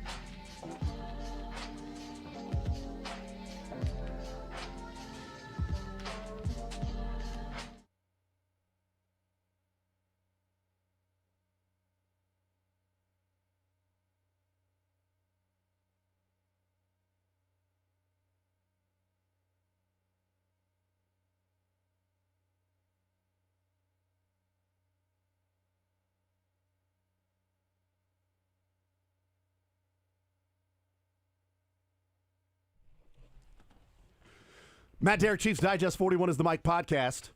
Let's hear from Steve Spagnuolo here. This was yesterday, and we've talked about one of the signings that I really liked for the Chiefs in the offseason was Christian Fulton. I liked the drafting of Noel Williams because I wanted Trent McDuffie to move back into the slot. Like I see what the Eagles are doing with Cooper DeJean, and I just imagine what it was like when McDuffie was in the slot and how good he was as that corner when they had the outside guys, L'Jarius Sneed and then Watson and Williams that were going back and forth on the other side. McDuffie was just amazing at the slot. Not good enough to be a Pro Bowler, but really good. I mean, all pro level, not Pro Bowl level, but all pro level. But they signed Christian Fulton. The injury happened. That sucks. And so I'm thinking, once he's back from the injury, okay, then he'll get integrated a little bit more. This was a little discouraging. Here's Steve Spagnuolo asked yesterday about the development of Christian Fulton, the injury, and his playing time sort of status on the team. Well, Christian lost a lot of time. A couple things there. He's behind a lot in some of the things we do and the way we do it. We had him involved in a play yesterday. He did it a certain way, and I had to talk to him about that's not. So there's still a little bit of that. And Jalen had a pretty solid game. He made a really nice play in the red zone to knock a ball away. But we're going to need. Listen, you need 3, 4, 5 corners as you get through the season. So we'll need them. I thought that was discouraging that Christian Fulton is so far. Not that he's still working his way back from the injury. He lost so much time. And we even had a play yesterday where he ran it a certain way, and what Steve Spagnuolo was going to say is, well, that's not how we do it here. That's not what, and he's got to, that was pretty discouraging if you're going into week 2 and Christian Fulton, even in a Wednesday practice, is getting something wrong in the way that they want him to run something. They're not going to, Spags isn't going to put him out there if he doesn't trust that he's going to do the things he expects him to do.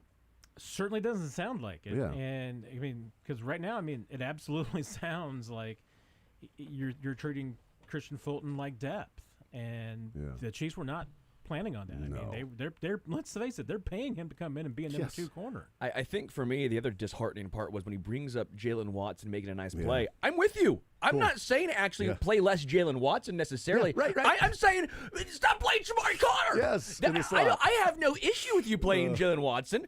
Again, it's why I go, this is now, I feel bad. Shamari Connor has become Dan Sorensen, where they're making me angry. Dan Sorensen was a fine player. He had a role. Shamari Connor, fine player. He has a role. It's just not an every down role. That's what it comes down to. I don't give a hoot nor a holler about Jalen Watson being in the game. I want him in the game. I don't want Shamari Connor in the slot. I want Fulton in the game. I want Watson in the game. And I want McDuffie in the slot where he's the best damn slot corner anywhere of the Mississippi. East, west, north, south. It doesn't matter. Yeah. Because I think Connor played 30 snaps in the slot, and I think McDuffie had 10. Mm-hmm.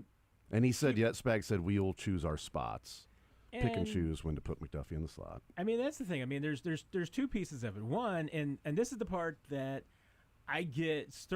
I know where Sterling stands on this one. I know where a lot of Chiefs fans also stand on this one, and I don't disagree. Because the message... That's all I need. Okay, go to break. We got it. Matt agrees with me. That's all we need. The message we have gotten from Steve Spagnuolo and Dave Merritt, really, all training camp, even going back to OTAs, and I know from going back to OTAs, especially how they, Chris Rowland Wallace right now is their Shamari Connor backup. And why do they have a Shamari Connor backup? Because Shamari Connor is...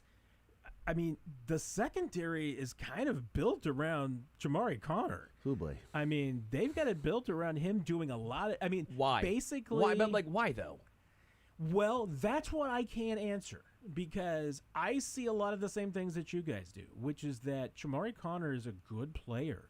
Yes. And has a role, but that he's probably best suited as. I call him a platoon player because I think that he is best suited when he's not overexposed at any one spot. He can do a little bit of everything for you, and I think that's what the Chiefs like about him. I don't know that I've seen what Spags and Merritt see, that this is a guy that you have to have out there for virtually every snap, and most of it's in the slot. and you're really, like I said, you're building your secondary around him. I mean, to me, McDuffie's the guy you build your secondary around, and you figure everybody else out. What's so surprising about Connor, though, is he's consistently been one of the worst tackling players on the Chiefs. He's not a good open field tackler. And that's always been a premium for Spags. Like, that's what they put a high emphasis on, is the open field tackling. And he's a physical player, but the technique in actually bringing a player down in the open field, he doesn't break down at times. He comes in too fast at times. The angles are off at times. Like, it's lacking there of what some guys are able to just do, like McDuffie and Watson, and Williams in the Snead, guys like that were just, and Reed and Tyrann Mathieu before business decisions, like guys that just would bring you down in the open field. He doesn't have that element to his game. And it's really surprising that element to his game is lacking, but he's playing almost every snap, because that was almost like a prerequisite that you better do that. Yeah, and I mean Spags, the way that he talks about him and the way that they use him is that they do talk about him in the way that you would Tyrann Mathieu and Justin Reed and that kind of role. And we haven't always seen the play translate into that and add up. And the other thing that doesn't add up, and that's the secondary to me, and at the safety spot in particular, is that at different times, and again, coaches say things, so take it all with a grain of salt. But at different times, we've gotten the message that the Chiefs consider that maybe that their best strong safety and their best free safety is Jaden Hicks, that he might be the best player at both those positions, and yet he's third in snaps. Yeah, I was going to say, he's not starting in front of either one of the other two guys. So it's like and this is, it certainly goes back to, we've seen it before, that sometimes the Chiefs do not know what they're doing with their rotations, and corner's not the only one. Chiefs right now are going through the same thing on the defensive line, but we've seen in the secondary, and I always go back to that first year in 2019. It took Spags until week 9, 10 before they really figured out how to use their secondary that year, and once they did, they turned into a really good defense, and that's why they won a Super Bowl. We've seen some years it's taken them 4 weeks to figure things out. Other years it has taken them 0 weeks because they knew what they were from the very beginning. I don't think that right now that they know what their rotation is in the secondary, because they don't know who their second and third best corners are. They know who their best corner is. They don't necessarily know when to put Trent McDuffie in the slot. They don't know what their three best safeties are in the right rotation. I think they're going to continue to tinker. And so what the secondary looks like right now versus what it's going to look like in week 8, I'm guessing it's going to be totally different. To your point really quickly, Shamari Connor had 3 missed tackles in week 1, and he was counted for 7 receptions allowed, which is the most in all of football, including giving up 100.1 yards. Yeah. So 30 snaps in the slot, 13 as a free safety for Shamari Connor. Matt, what do you think happens? Go ahead. I'll be intrigued. I'm looking at the video right now that Sam McDowell shot at the opening of practice today. Xavier Worthy out there catching a football, does not have the same harness and brace on that he had yesterday. Now, today is not a padded practice. There's no contact. Quick healer. So what do you think happens on Sunday, Matt? All the intangibles should be in the Chiefs' favor. If they do not come out fired up for this game against a team that pantsed you 7 months ago, and after their embarrassment last week in Brazil, if you don't come out fired up for this one, I don't know what you're going to get fired up for. Yeah. I don't feel good about it because the Eagles are a good team, but I'm going out on a limb. Chiefs 27-24. 27-24 Chiefs. We'll see what happens. Matt, you're the man, brother. Appreciate you. Thank you, guys. We'll talk with Kendall Gammon coming up next.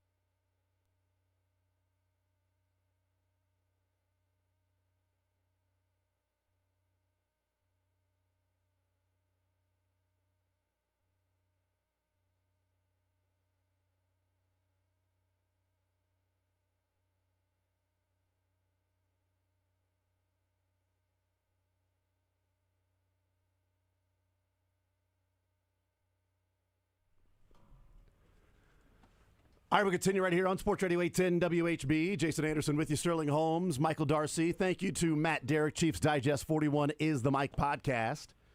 Let's now talk with Kendall Gammon, the world's greatest long snapper.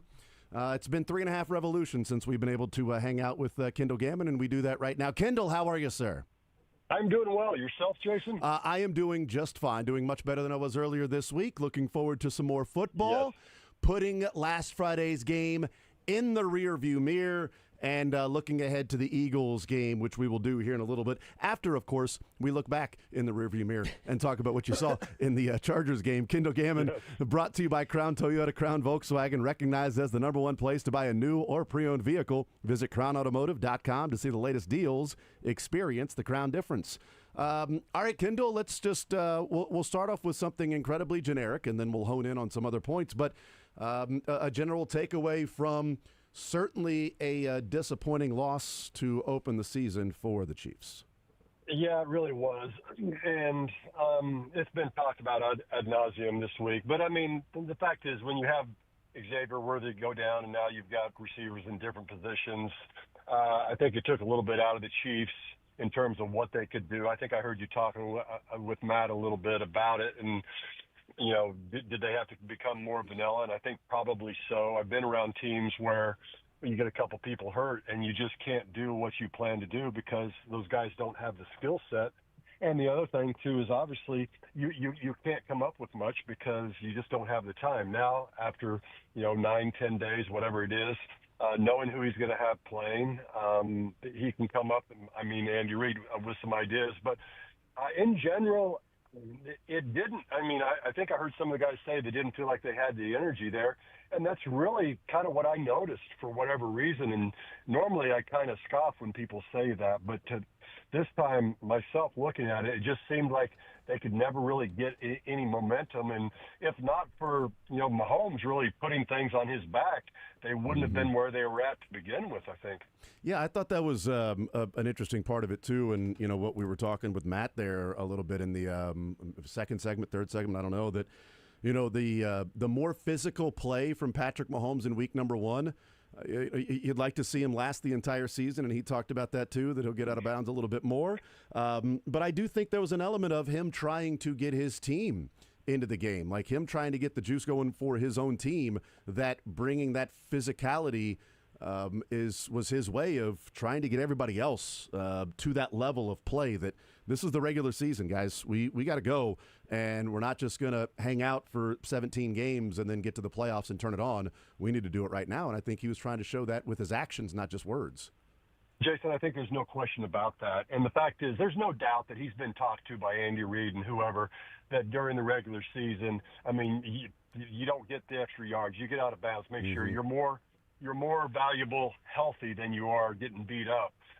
But in this instance, he just saw that nothing was going on. And so, to your point, he did try to get extra yards, take some people on, and he did a heck of a job of it. But that's not what you want. Guys have to step up, and I think they will this week, make sure that he doesn't have to do things like that. Now, when it comes to the playoffs, yeah, he's always going to go in and go after it. And I just felt like he thought, and he almost did get them, lifted up. And, they had a chance, as bad as I think they played, they had a chance to win that game. Yeah, they absolutely did. And they couldn't get a stop defensively a couple of times, right. And we can talk about that a little bit. But I wanted to ask you, as you go into a game, and if there have been times and games where you go into it and there may be a particular player that we can all assume was going to be a pretty decent part of the game plan. And I think we can all assume what Xavier Worthy was going to be as part of the game plan. I mean, second and third down were plays for Xavier Worthy. The second and third play of the game were plays for Xavier Worthy. I think he was going to be a part of the game plan. How difficult is that? I mean, it's a job you got to overcome and figure it out and adjust on the fly. But how difficult is that if you are to have a specific part of your game plan around a player, and the third play of the game, he's injured and out for the rest of the game? How long does it, or can it take to adjust to that, to get everybody on the same page to start figuring out what the next steps are to attack that particular defense? Well, I think you can do it in a week if you have time, but when it happens, during the game and everything, you just can't adjust. And and you all of a sudden have different players in different positions, and the QB is just not used to. They don't have the timing for different routes that they worked on. So, I mean, it's a little bit self-explanatory, and you kind of said it in the question, which is it is difficult on the go.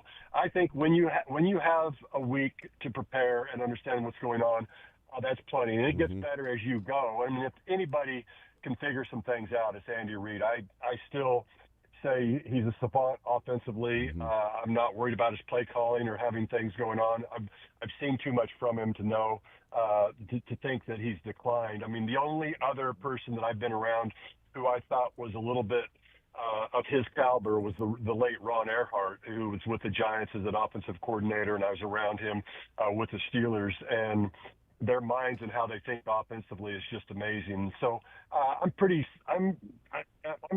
optimistic about this week and what they'll get done. Yeah, I think they'll come up with a game plan without Xavier Worthy if he's not going to play. Travis Kelce said it took him till halftime for him to get his head back in the game when he was the one that injured Xavier Worthy, which I thought, I appreciate the candidness. I do. Anytime a player is going to speak truthfully like that and be vulnerable in an area of our country that doesn't typically allow vulnerability, whether it be with men in general or certainly sports, and to be vulnerable and to be candid and say, I was, it was messing with me that I was the one that hurt Xavier Worthy. And so it took me a little bit until halftime, and I saw that he was in better spirits, and it's like, okay, let's play. I talked about it yesterday, Kendall, that I do understand from a human standpoint where you're coming from, but I also think if you're Travis Kelce, like, can you really allow that to affect the next 3 series of play before you go into halftime trailing, before you sort of get your mind back in the game and ready to go when, NFL is a next man up mentality and you got to go. And he's played a long time. I thought it was candid, and I appreciated that from Kelce. I thought it was also sort of a little disappointing that it took him that long for him to get his head back in the game, as his words. I think that's a fair mindset and what you're talking about, and I think he would agree with that. And you're right. I say it all the time when I speak about things, which it's one snap and clear. As a long snapper, you're paid to make every snap, consistent, but you're also paid to make the next snap consistent if you do happen to make a mistake. And the fact is, you can't let the past affect the future. You've got to be there one play at a time and be in it. And I think he would probably tell you the same thing. So that is a big deal. And that being said, sometimes it's easier said than done when you think that you're the reason something went wrong, and it's hard sometimes, and you hope somebody could have snapped him out of it earlier, but I do appreciate the fact that he does answer it candidly, like you said. Visiting with Kendall Gammon, our guest here on Sports Radio 810 WHB. One of the things that I was looking forward to talking to you about is a couple of the interactions between Chiefs players during that game, Travis Kelce, Jawan Taylor, and then at the end, Drew Tranquill and Chris Jones. And obvious reasons, Jawan Taylor continued to commit penalties, pre-snap penalties, false starts, had a holding penalty in the game.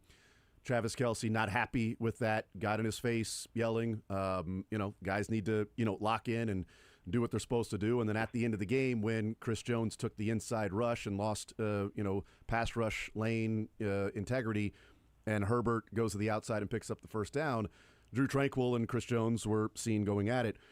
One of the questions I had for you, Kendall, is, as a veteran, as a guy that's been around it, but you're also dealing with other veterans, where's the line between sort of holding a teammate accountable but not trying to just pile on to somebody that probably already knows they made a mistake? Yeah, it's a fine line. You're probably right. With the first one with Jawan Taylor, it's amazing, which is as many penalties as he had. He got away with several more. I mean, early in the game, I was just like, he is still jumping the snap. It just amazes me that we can't get over that. And it sounds like in some of the press conferences this week, I don't know if it's an ultimatum, but it's certainly they're taking it very seriously. I hope so. Travis Kelce saying something about it, I think that's okay. I mean, you've got to, because it's one thing to say you understand and you're going to change it, but then you continue to do it game in, game out, year in, year out. That's a little bit of an issue. You've got to figure something out. And as far as the last play with Chris Jones. I was watching that, and I mean, watching it live, when he went inside, I was like, no, you can't do that. I mean, I knew what was going to happen, and sure enough, Herbert gets to the outside, and I think Tranquill was within his rights. I think actually Chris Jones either did or would say that he deserved a little bit of talking to. You can't go too off the reservation with it, but all the same, I think it's good. I mean, yeah, he's a superstar in Chris Jones, but he should be held accountable just like anybody else. And I appreciate the fact that Drew Tranquill, felt comfortable enough to step up and say some things about that, and it just kind of shows you what type of leader I think Drew Tranquill is. Mm-hmm. So, and that being said, also generally, when you're going to have somebody say something on the defensive side of the ball, it's going to be your linebackers, because I just think they're the players that just love this game more than anybody. Mm-hmm. They live for it. They would play it free. I would never play football for free, so I don't love it that much. But these guys, they're intense. And Drew showed it, I think. Yeah, and I think if the roles were reversed, I think Chris Jones would have no problem getting into. If Drew Tranquill took the liberty of ad-libbing and going away from his responsibility that allowed a first down that ultimately ended the game. It's not the only play that beat him. It's just happened to be the last play before the knees. I think Chris Jones or Nick Bolton or other people would be, talking to Drew Tranquill in that way. I think maybe it became a little more heated because Chris Jones was offering rebuttal to Drew Tranquill, whereas it might have just been one-sided if it was Chris Jones talking to somebody, especially if it was a younger guy maybe. I don't know. Right. But I think I think it's healthy too, as long as there's an equal level of respect for the other player, correct? Right. I think that's fair. And the fact is, it's forgotten now. I mean, it just is.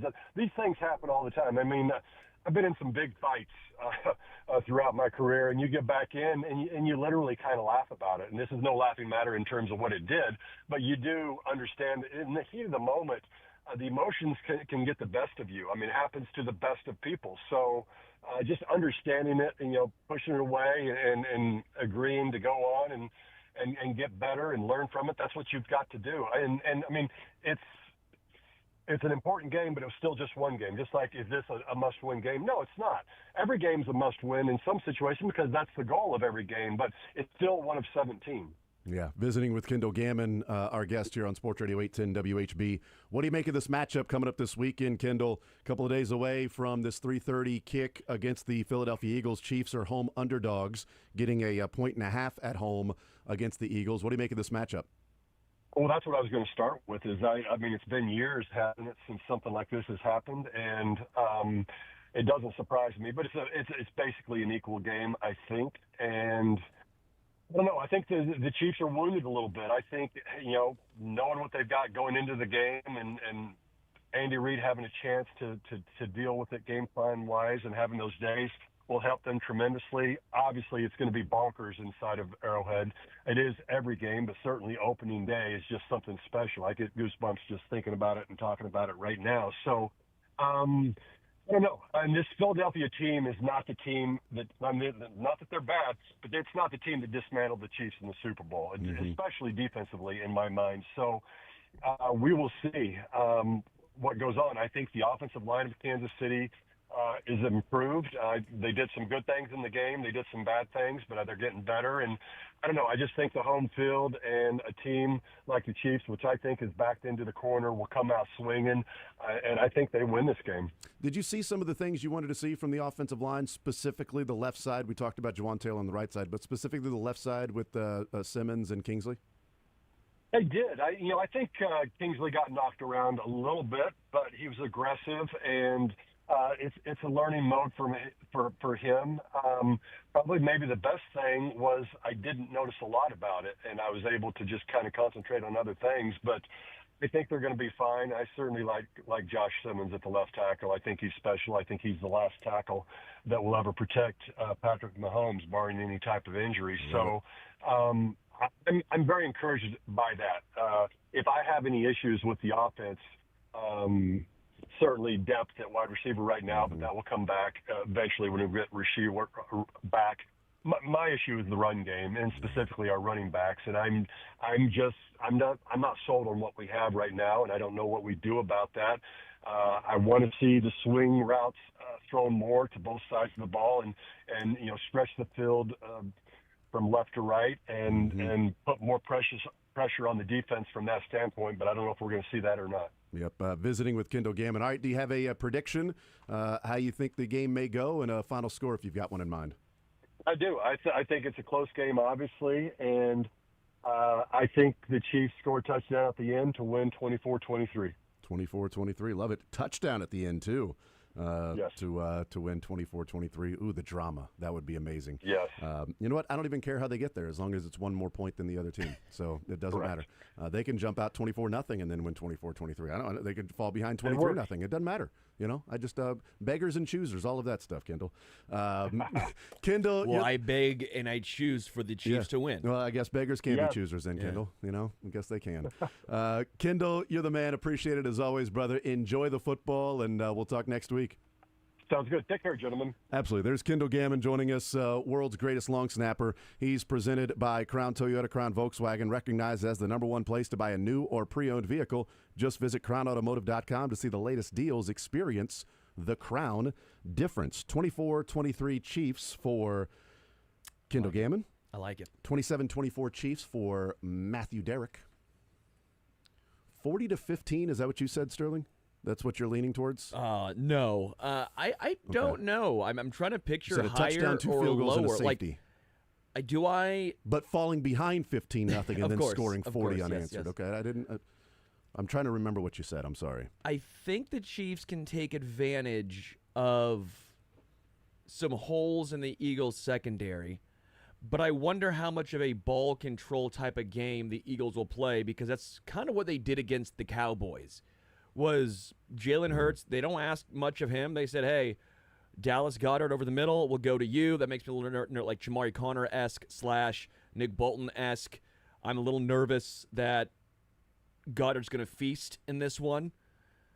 I'm not really as worried about Saquon, because maybe I should be, but the Chiefs have done when they have an elite running back, hey, we'll focus on stopping you. We'll force Jalen Hurts to throw. I just don't know if they can stop those guys over the middle. We saw if they play soft zone again, Hurts is going to feast. That was odd how much soft zone they played. I think Mike Pennell's presence might be missed in this game, just because I understand they stopped the Chargers for the most part, but that was on the ground, and they kind of sold out to stop the run, and Justin Herbert just threw all over him. So if Saquon Barkley is allowed to control this game on the ground, it could be a long day. Yeah, and they clearly made a point to slow down Saquon Barkley in that game. Yeah. And say if Jalen Hurts is going to win the game for him, then you tip your cap, and Jalen Hurts is going to win the game for him. I think it was more, Jalen Hurts winning the game while the Eagles' defense won the game. For them, because one thing that gets lost in the dominant start, the 34-0 start for the Eagles, and mainly that 24-0 start, that 24-0 lead at halftime, is the second possession of the game. And these are excuses, certainly, so I will offer that. These are excuses, these are reasons, these are things that ifs, ands, or buts. Okay? If this was different, that would different. It's not. But how do you get from what could be a closer matchup to a blowout? You have the second possession of the game for the Eagles, a 3rd and 4 at the Chiefs' 45-yard line. That's an incomplete pass. That was a bad call on Trent McDuffie. Yeah. If they can review those now, and so they would review that and go, yeah, that is not unnecessary roughness. In fact, he was going away from Dallas Goedert. That's just an incomplete pass. Philadelphia punts. They scored a touchdown 3 plays later. So that's 7 points on the board. They then drove 35 yards to kick a field goal to go up 10-0. Cooper DeJean then had a pick 6 to go up 17-10.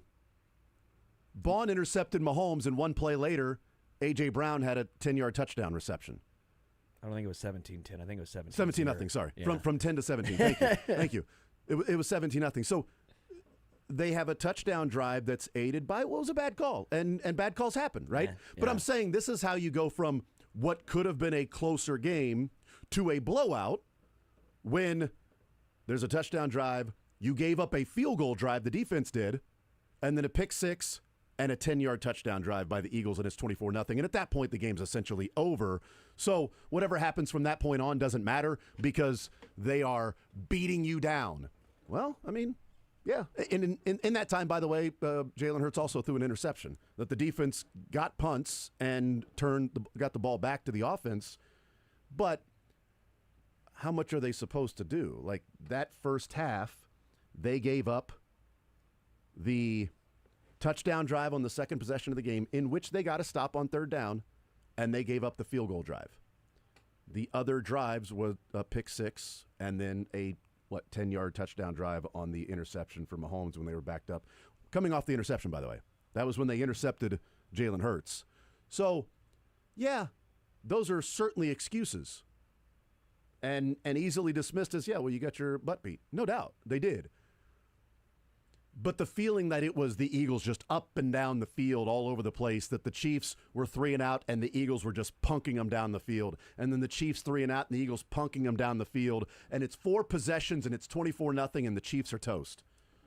Like it wasn't that. Well, the defense, I think, of the Chiefs played fine in that game. Just again, kind of to your point, it's an avalanche. The Chiefs' defense, I don't think, was actually horrible. No. Which is hilarious because you see the final score. It doesn't matter at this point. But I again, the two guys that I think I'm most worried about, it's not A.J. Brown.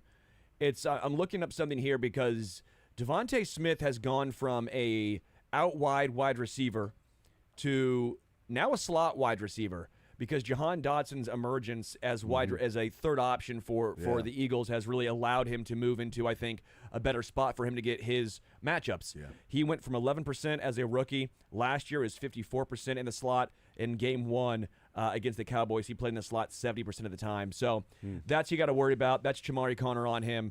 Devontae Smith, again, only had 3 receptions for 16 yards in the slot. But, again, we've had our concerns with Chamari.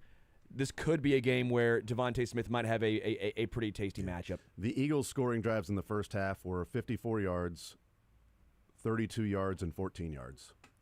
Those were the scoring drives for the Eagles' offense in the first half.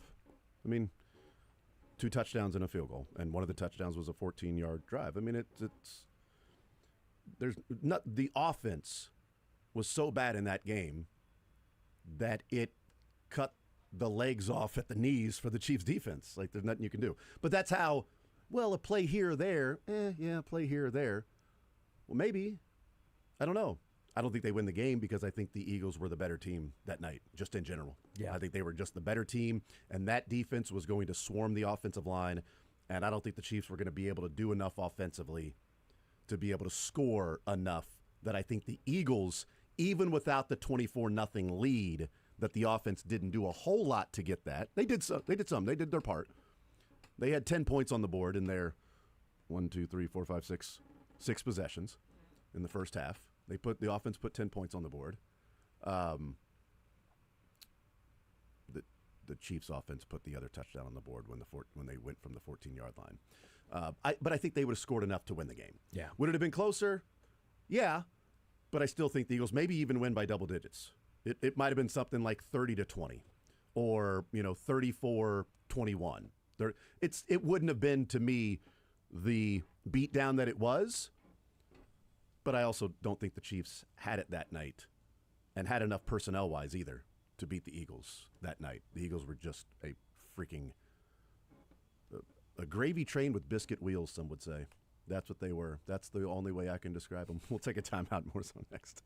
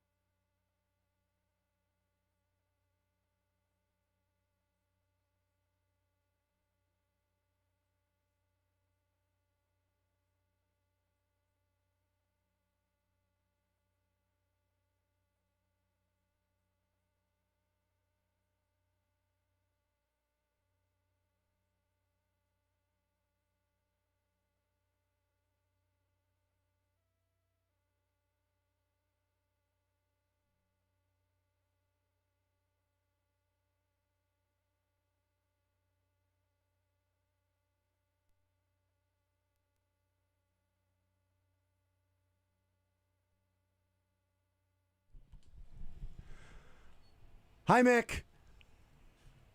What's up, boys? Hi, Mick. Listen, You look so comfortable, dude.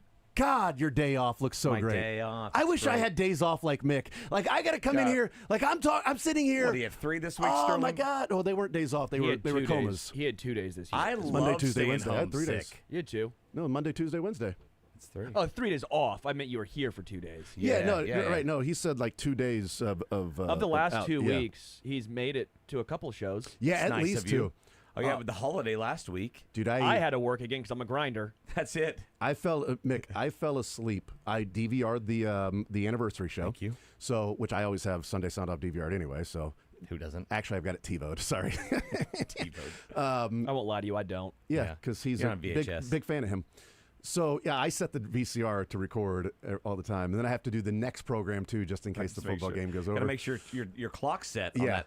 and correctly. make sure the VHS has enough room on it. Yes. For me to tape on it. But I was joking with Sterling that so I had to watch it on Monday because roughly Sunday afternoon I think is when I fell asleep and woke up Wednesday night. Did you? Okay. I think I took a coma.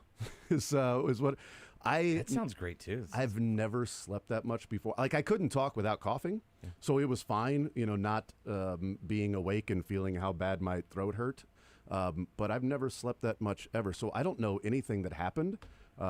So yeah, I showed up on Thursday. I'm like, let's break down this Chiefs game, right? I say we get into the border war because last I remember, that game had just happened. All right, I went to sleep and it was the day after. I woke up the next day and I'm ready to talk border war. What do you mean it's Thursday? I have no idea what you're talking about. You're ready to talk about the Royals, right in the thick of a playoff race. They've got a chance, right? Yeah. Nothing has happened since I've been out. Yes, buddy, it's 2027. Yeah. Well, what happened? But I did enjoy the anniversary show. It was very cool. It was a lot of fun. Yeah. All 3 of those guys coming on. Seren, we called it a black tie affair. Wear a suit. Seren would not do it. He wore the same black polo Yes, I love that he that, wore by the 10 way. years ago on the show. And I also like that he said, and this is the last shirt my company gave me. 20 years ago. This was 10 years old when I wore it 10 years ago, and it's the last shirt my company gave me. Hilarious. It was pretty good. I actually think Seren has like 25 of those black polos. I think he does too. Yeah. It may be go in the the last closet, shirt it's the that they same. gave him, but they might have given him like 7 or 8 did, of yeah. those, just to last for a lifetime. Yeah. I was listening to you guys yesterday. Weak moment. Yeah, I get it. Why is it called Sports or Leisure? Because Yeah. it's sports and leisure. Sports and leisure, yeah. That's a great So I have question. so many issues with that No, show. it's a great question. Yeah, no, it's a great question. First of all, it should be called Yeah. Everybody Wins. Not but you yesterday. did let a guy go yesterday. I appreciate it. We let a Like, few guys we had lose 3 or 4 yesterday. people lose Yeah. yesterday. But Yeah, a it lot was- of times you give them 4 to 9 hints before. They've got to be real dumb. Real dumb. We Let's look at the stumped the riddle guy pretty good. What is red and smells like blue paint? I that's borderline riddle for me. That might just be that's something my 4-year-old. I don't even have a 4-year-old. I always said that. You got a 4-year-old? Wow, Nick. Does the family know It's been a about crazy long weekend for me too. Yeah, apparently. I woke up in a coma, got a 4-year-old. And Mick woke up in a doghouse. Yeah. When you were like, don't overthink it, I'm like, how's it possible to overthink that? I was not on the same because I was like him, READ the whole time. Because Oh. Yeah. yes. I get. Yeah, that I makes sense. would have then asked, how are we spelling red? And at that point, I got it. I figured out like right before he did. I'm like, Yeah. oh, okay. Red paint. They're kind of fun though, right? That wasn't fun. I was like rolling my eyes at you. It was like I was in studio. I was Yeah. rolling my eyes at you, driving down the road. But then I was like, why is it called Sports or Leisure? When you guys were gotta both be gone on sports and Wednesday, leisure. Mick Nobody forgot to knows. send me his angry messages to me. Nobody Remember knows. that? Yeah. Yeah. His put downs. Athleisure is what it should be called. Nobody knows. Athleisure. Nobody knows. Nobody knows. Did you? By the way, Athleisure. Yeah, athleisure. Yeah. Athleisure. We're going to take a break here so we can get back and be talking about and hear from Andy Reid at 1 o'clock. Friday, Andy we're Reid. back, man. Yep. Trent McDuffie, Juju Smith-Schuster will be talking today. Andy Reid hit the under of the craziest under last week. It was It was on a fast Tuesday, yeah, right? but it was the fastest of fast. It was like we're looking forward to the challenge of playing the Chargers in Brazil. Here, the injury report and everything. Okay, thanks, guys. It was like nobody. All right, very good. It was See ya. under 30 seconds. It was crazy. Which is long enough. To be fair, we've only talked to Andy Reid leading up to that first game About 75 Yeah, I times know. this offseason. I really wanted to hear one I'm more done with time. the question. Yeah. I didn't know if he was still looking forward to playing in the challenge of playing them. Well, so what do you think about the rookie at left tackle? I'm curious 15 minutes from now if they're still going to be looking forward to the challenge. Are of they well facing off coached? against the Eagles? Are they well coached? Good team. They're a good team. Good team, yeah. They are. It's a good team. They're a good team. They're a good team. But I don't know if you saw this, Mick. Did you see the James Madison and Liberty matchup that just got scheduled yesterday? Just got scheduled? Yep. No. Football. James Madison is heading to Liberty on September 15th of 2040. Yeah. No, we've got to 2040 already. We got to 2040. September 15th It's about of that time. 2040. 15 is usually the longest. So I James really like Madison James Madison in this matchup, at and here's Liberty. why. There's a chance. The 4-year-old that Mick has is going to be playing in that football game. There's a chance that they will actually join the same conference by then, change conferences, and then be back together in a brand new conference by the time 2040 rolls. They're actually going to be playing and it might be the K-State Arizona Friday. It's going to be an FCS matchup by the time they actually play, and they would have used gone to be FCS. Yeah, they would have gone down and back up before going back down to FCS by the time that gets at 2040, September going 15th down. of 2040. I would have thought, I don't know, it feels like they're close to each other, about the same size. James Madison and Liberty would have played every year. I would have guessed that. Right? They got to be in the Colonial, right? Yeah, Together or are something. they in the CAA basketball league of the? Why is there a group of 5? Aren't there 15 other smaller divisions? If in you would have football? told me they shared a campus, I would have believed you. The East Wing is James Madison. Let me guess. The West Wing is Liberty. I'm going to guess they're both in Virginia. I should know Liberty. I don't know James Madison. You know how we were I taking a know break the, a while I know ago? the voice of James Madison. His name's Dave. Good dude. We're Facebook friends. Oh, very cool. And Virginia's Liberty. And James Madison. Harrisonburg, Virginia is James Madison. James Madison is getting the best player in Kansas City next year. Oh, really? Rocco Merritt from really? Platte County. He's going to Committed James to Madison. James We have Madison. to break, guys. Okay, sorry. But yeah, Okay, we'll talk more Rocco's about Rocco. committed to Yep, James. Rocco's heading to James. I think so, it's Jimmy if you get to know him well enough. Oh, Jimmy Madison. Yeah. Rocco and Jimmy.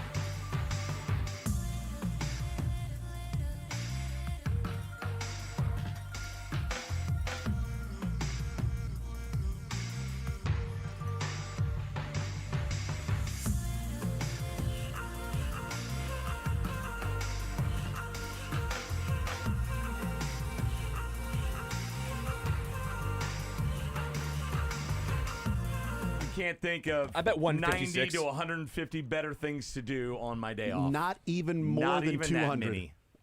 I mean, Jeez. I couldn't come up with 25 or 30 more people that I would rather hang out with I until had 2 a o'clock. great day. I played 18 holes of golf in 2 hours and 40 minutes. Ooh, I'm hanging nice. with you guys. It's a great day. What are you doing after this? I'm going to probably do a happy hour, then go to the Mill Valley Lee Summit North game. Do you want a cut water or a neutral? Absolutely. Do you actually want one? Is it warm, and can I take it on my drive?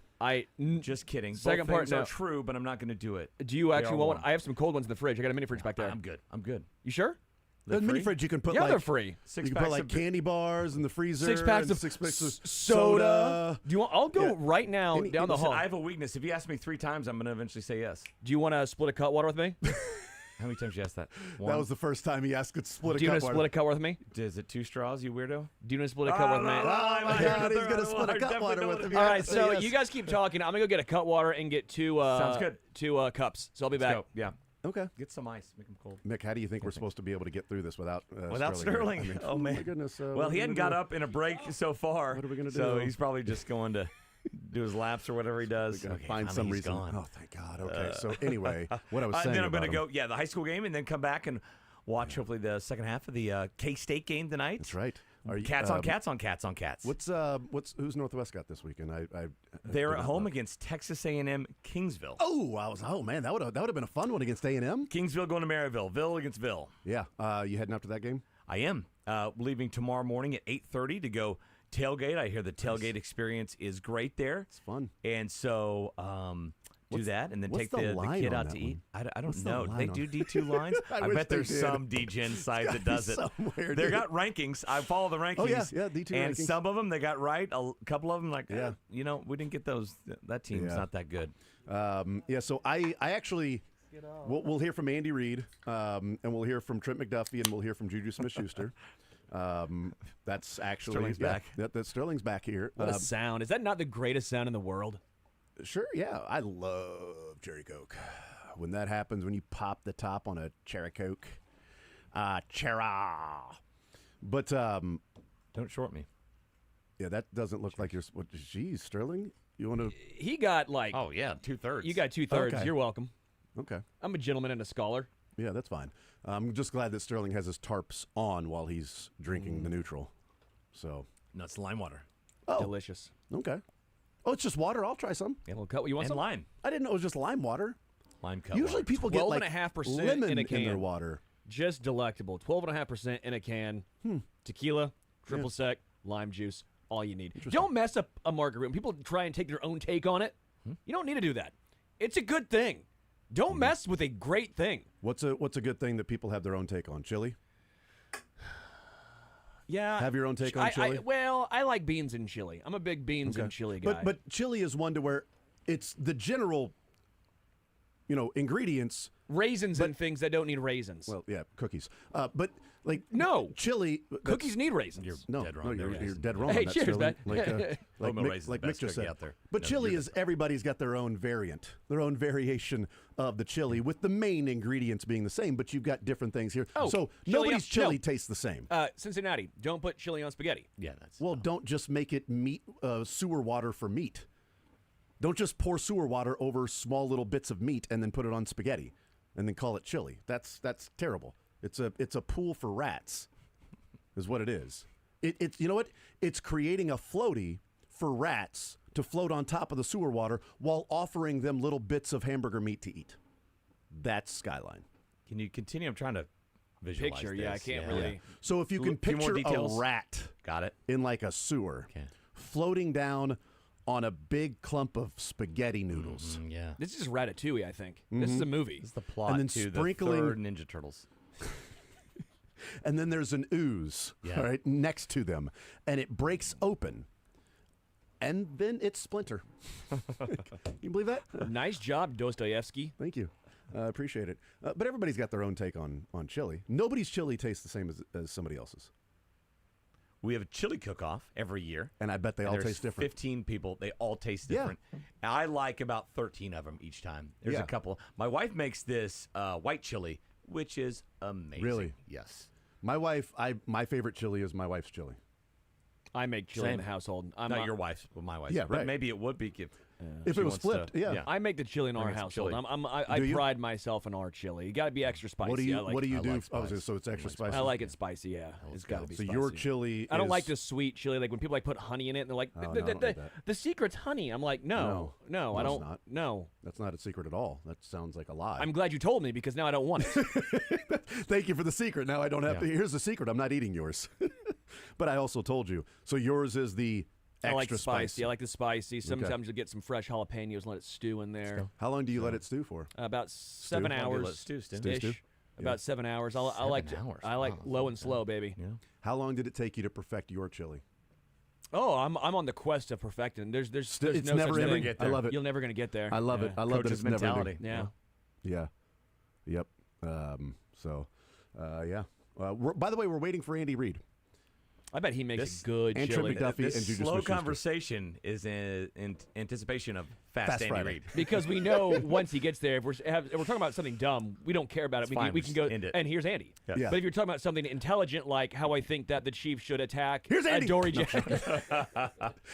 you go to the bathroom so the waiter can bring our food, please? Like, that would be great. I think the Chiefs can attack Dory Jackson. The second we start talking about how I think that maybe one of those guys could feast, or how I'm nervous that Devontae Smith might feast because he's now all of a sudden their slot wide receiver for the Eagles, played 70% of the snaps in the slot in week 1. That doesn't work because we'd be talking Chiefs. What we have to do, Mick, is Wildcats tonight. Here comes Andy Reid. As he didn't practice, Jalen Rose didn't participate today.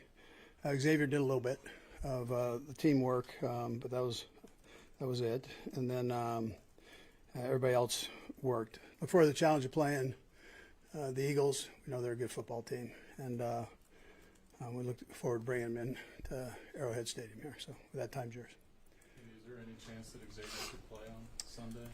I'd probably tell you it's slim, but there's still a chance. Yeah. The initial look at the injury seemed pretty grim. Safe to say the training camp, the training staff was pleasantly surprised at what they were able to find coming out of it. On what now?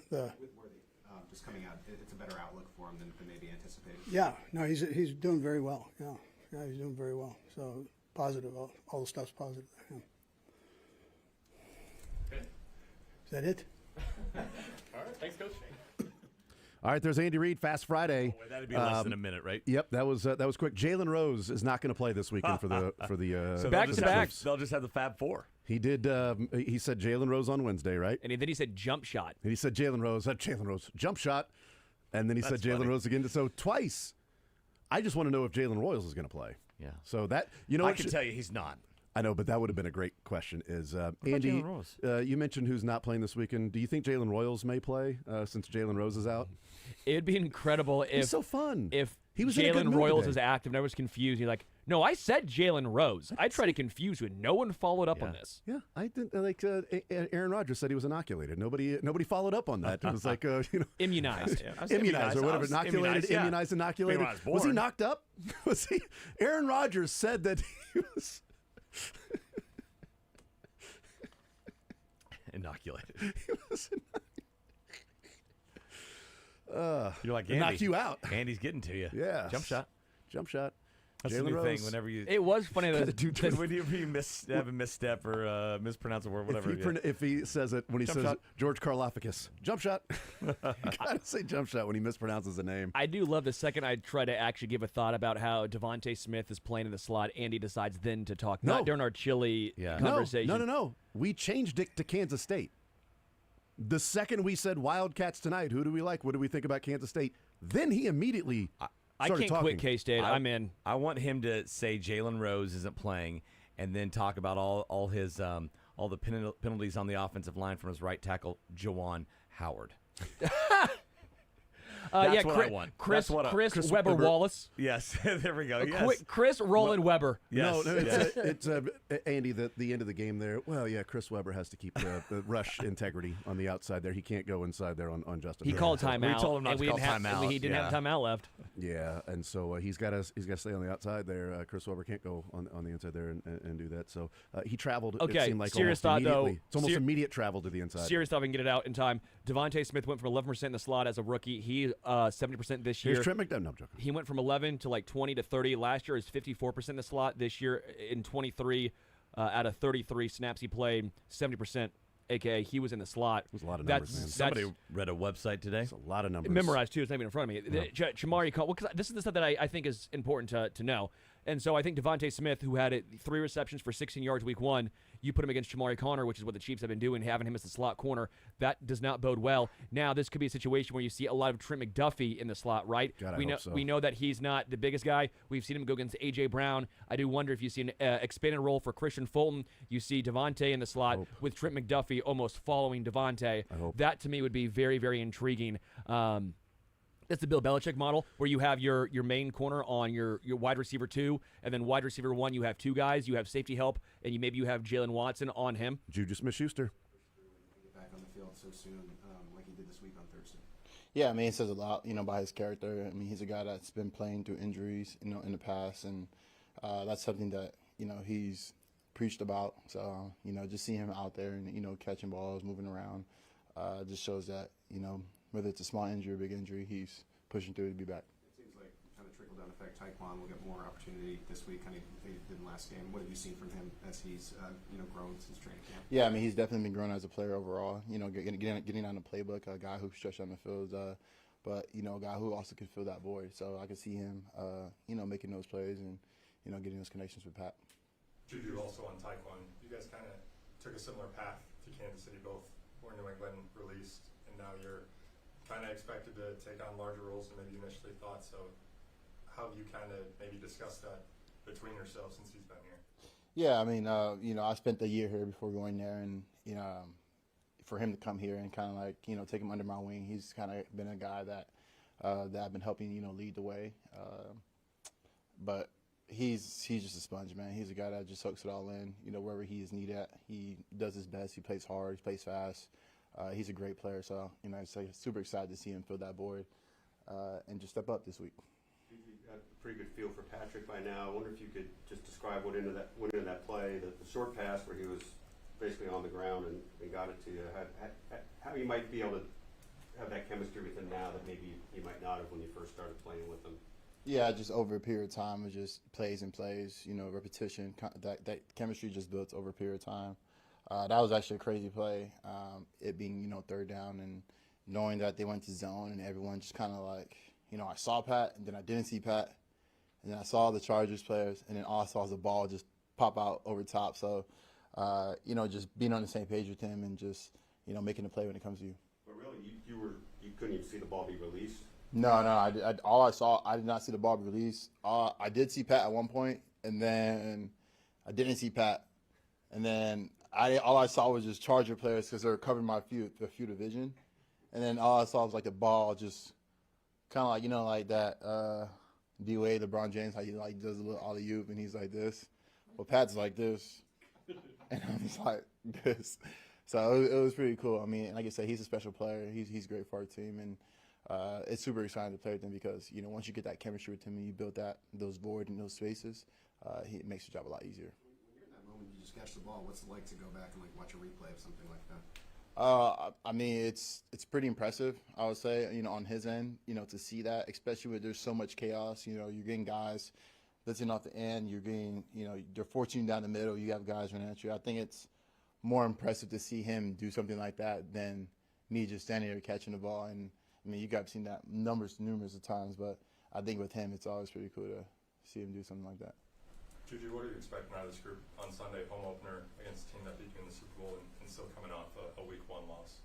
I mean, as us as a whole, I mean, we're just, expecting to just go out and start fast, especially as the offense. I feel like last week was one of those, kind of started off slow, and then the second half we pick it up. I think coming into this game with the guys that we do have is just go out there and play for each other.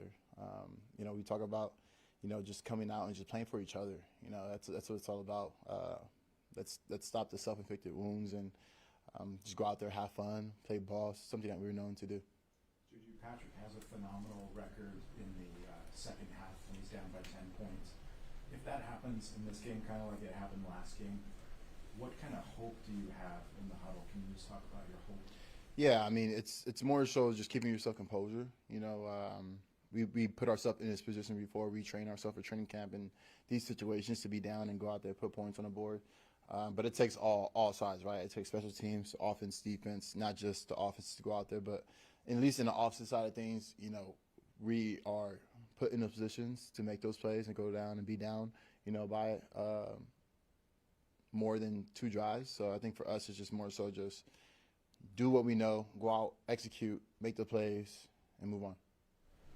Anybody else? Thanks, Juju. Thank you, guys. How about that from Juju Smith-Schuster? Said that I saw Pat. I didn't see Pat.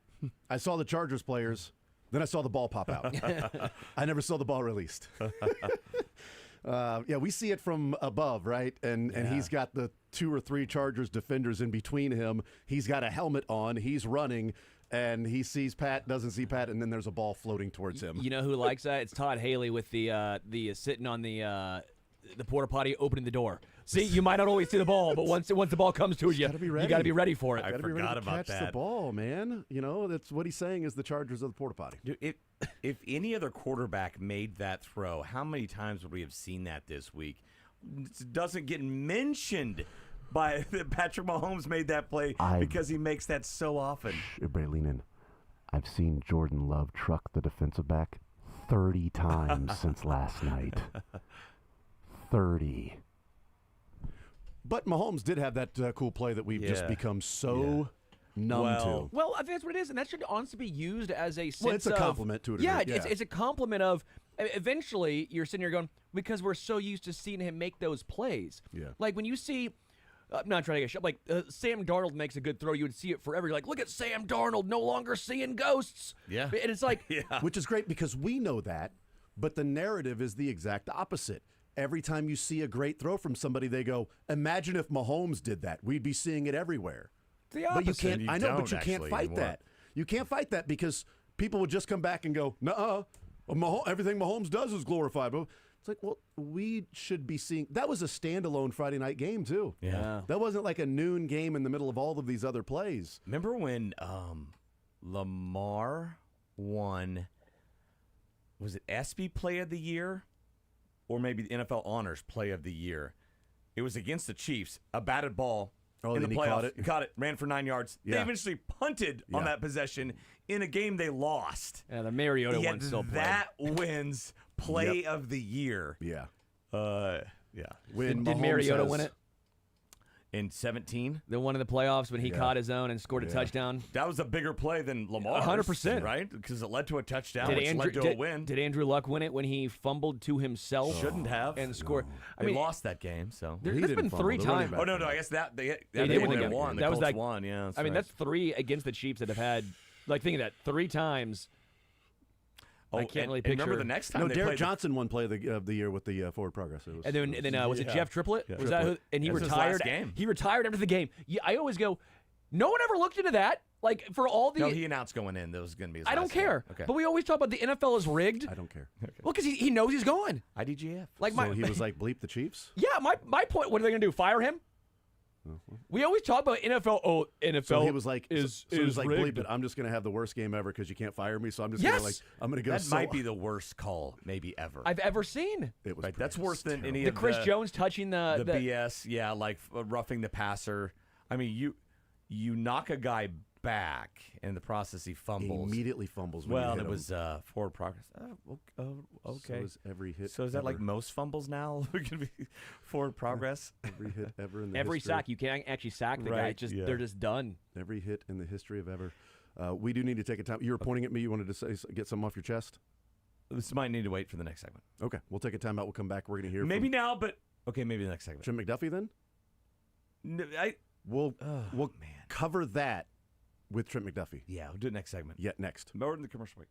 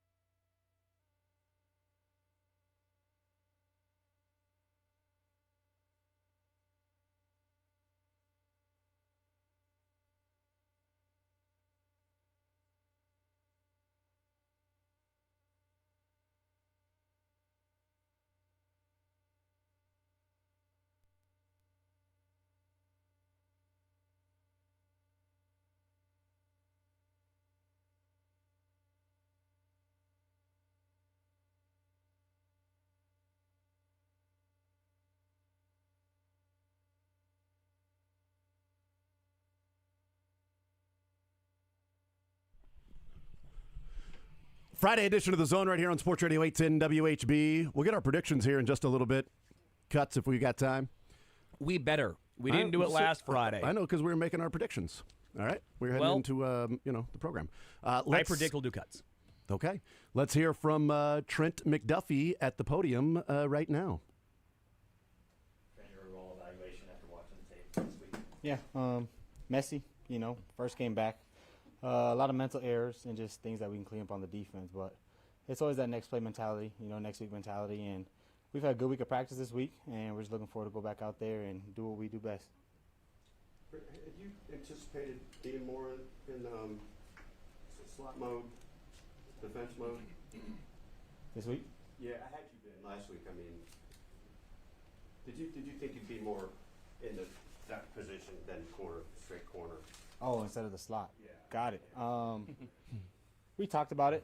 I think I played slot as much as I expected myself to play slot, in the certain coverages and just the way they lined up. 15 moved around a lot, so you didn't want to just leave me inside, and then he motions anywhere he could. But definitely was happy to get back in there and get some reps back at it, and definitely comfortable being in both, as you know.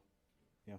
From a leadership veteran standpoint, now that you've had a few years here, how do you help pick up the guys when maybe the performance wasn't what you wanted it to be? Yeah, I always feel like it's lead by example. Best thing you can do is come in and prepare like it's any other week.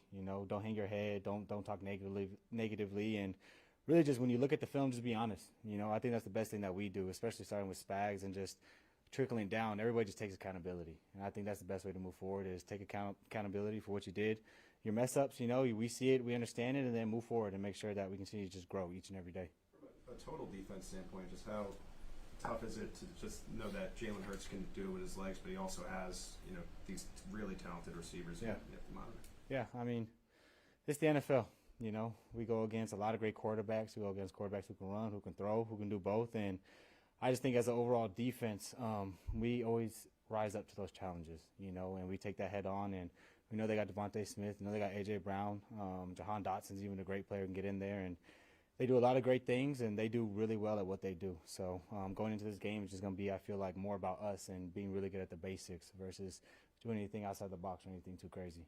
A couple ways the Chargers target you guys were in breaking routes and then play action. Yeah. Just go over both of those and a couple things you guys can do better to counteract those. I mean, we just talk about that. It's all about eye discipline, I think the Chargers had a really good game plan. We thought they might have ran the ball a little bit more than they didn't, and they got us on the eyes, So that just goes back to fundamentals. Like I said, I think that first game, guys are out there just passionate, in a new country, playing in Brazil. The energy was up, and we just lost low focus. So coming back this week has been all about just the low details. And I feel like when this defense plays with an attitude and we do really good at the details and the basics, we're able to flourish and we're able to play really fast. So Christian Fulton's new, and I know that comes with the challenges of learning the play, but from your perspective, how is he grasping Spags' defense? Yeah, he's doing good. I mean, you look at him, he missed all of training camp, so he got his mental reps, but actually getting in the game, playing with the new defense for him, playing with new guys to do different things, that kind of takes a little time, that feel, but from what I've seen, I mean, he just kept attacking day in and day out, and he's asking all the right questions, and he's out there hustling, which that's all we ask for. You come in, you work hard, you try to learn the defense, and you go out there and do your best, and I think he's one of those guys that's going to be able to do a lot for us. Trent, from a player's perspective, how do you describe what a home opener is like at Arrowhead? It's exciting. I'm sure the fans will be out there 2, 3 a.m. getting ready already, so we're excited, and it gives the defense a little advantage, making it loud, bringing that energy, and I'm just excited to get back in front of that crowd. Trent, can you talk about Patrick Mahomes as your quarterback, especially when you're down in the fourth quarter, knowing that he's in the huddle when you're on the bench? Yeah, I mean, there's always confidence. Anytime we're down, up, whatever it is in the game, we always feel like on the defense, as long as we get the ball back to him, we always have a shot, and I think he's been one of those quarterbacks that year in and year out, he's brought us back, he's won games for us, and it's a good feeling, and it's a big confidence boost that you can go out there, make a few plays, and once the ball's back in his hands, we have a good shot. Last one, anyone? Thanks, Trent. Appreciate you guys.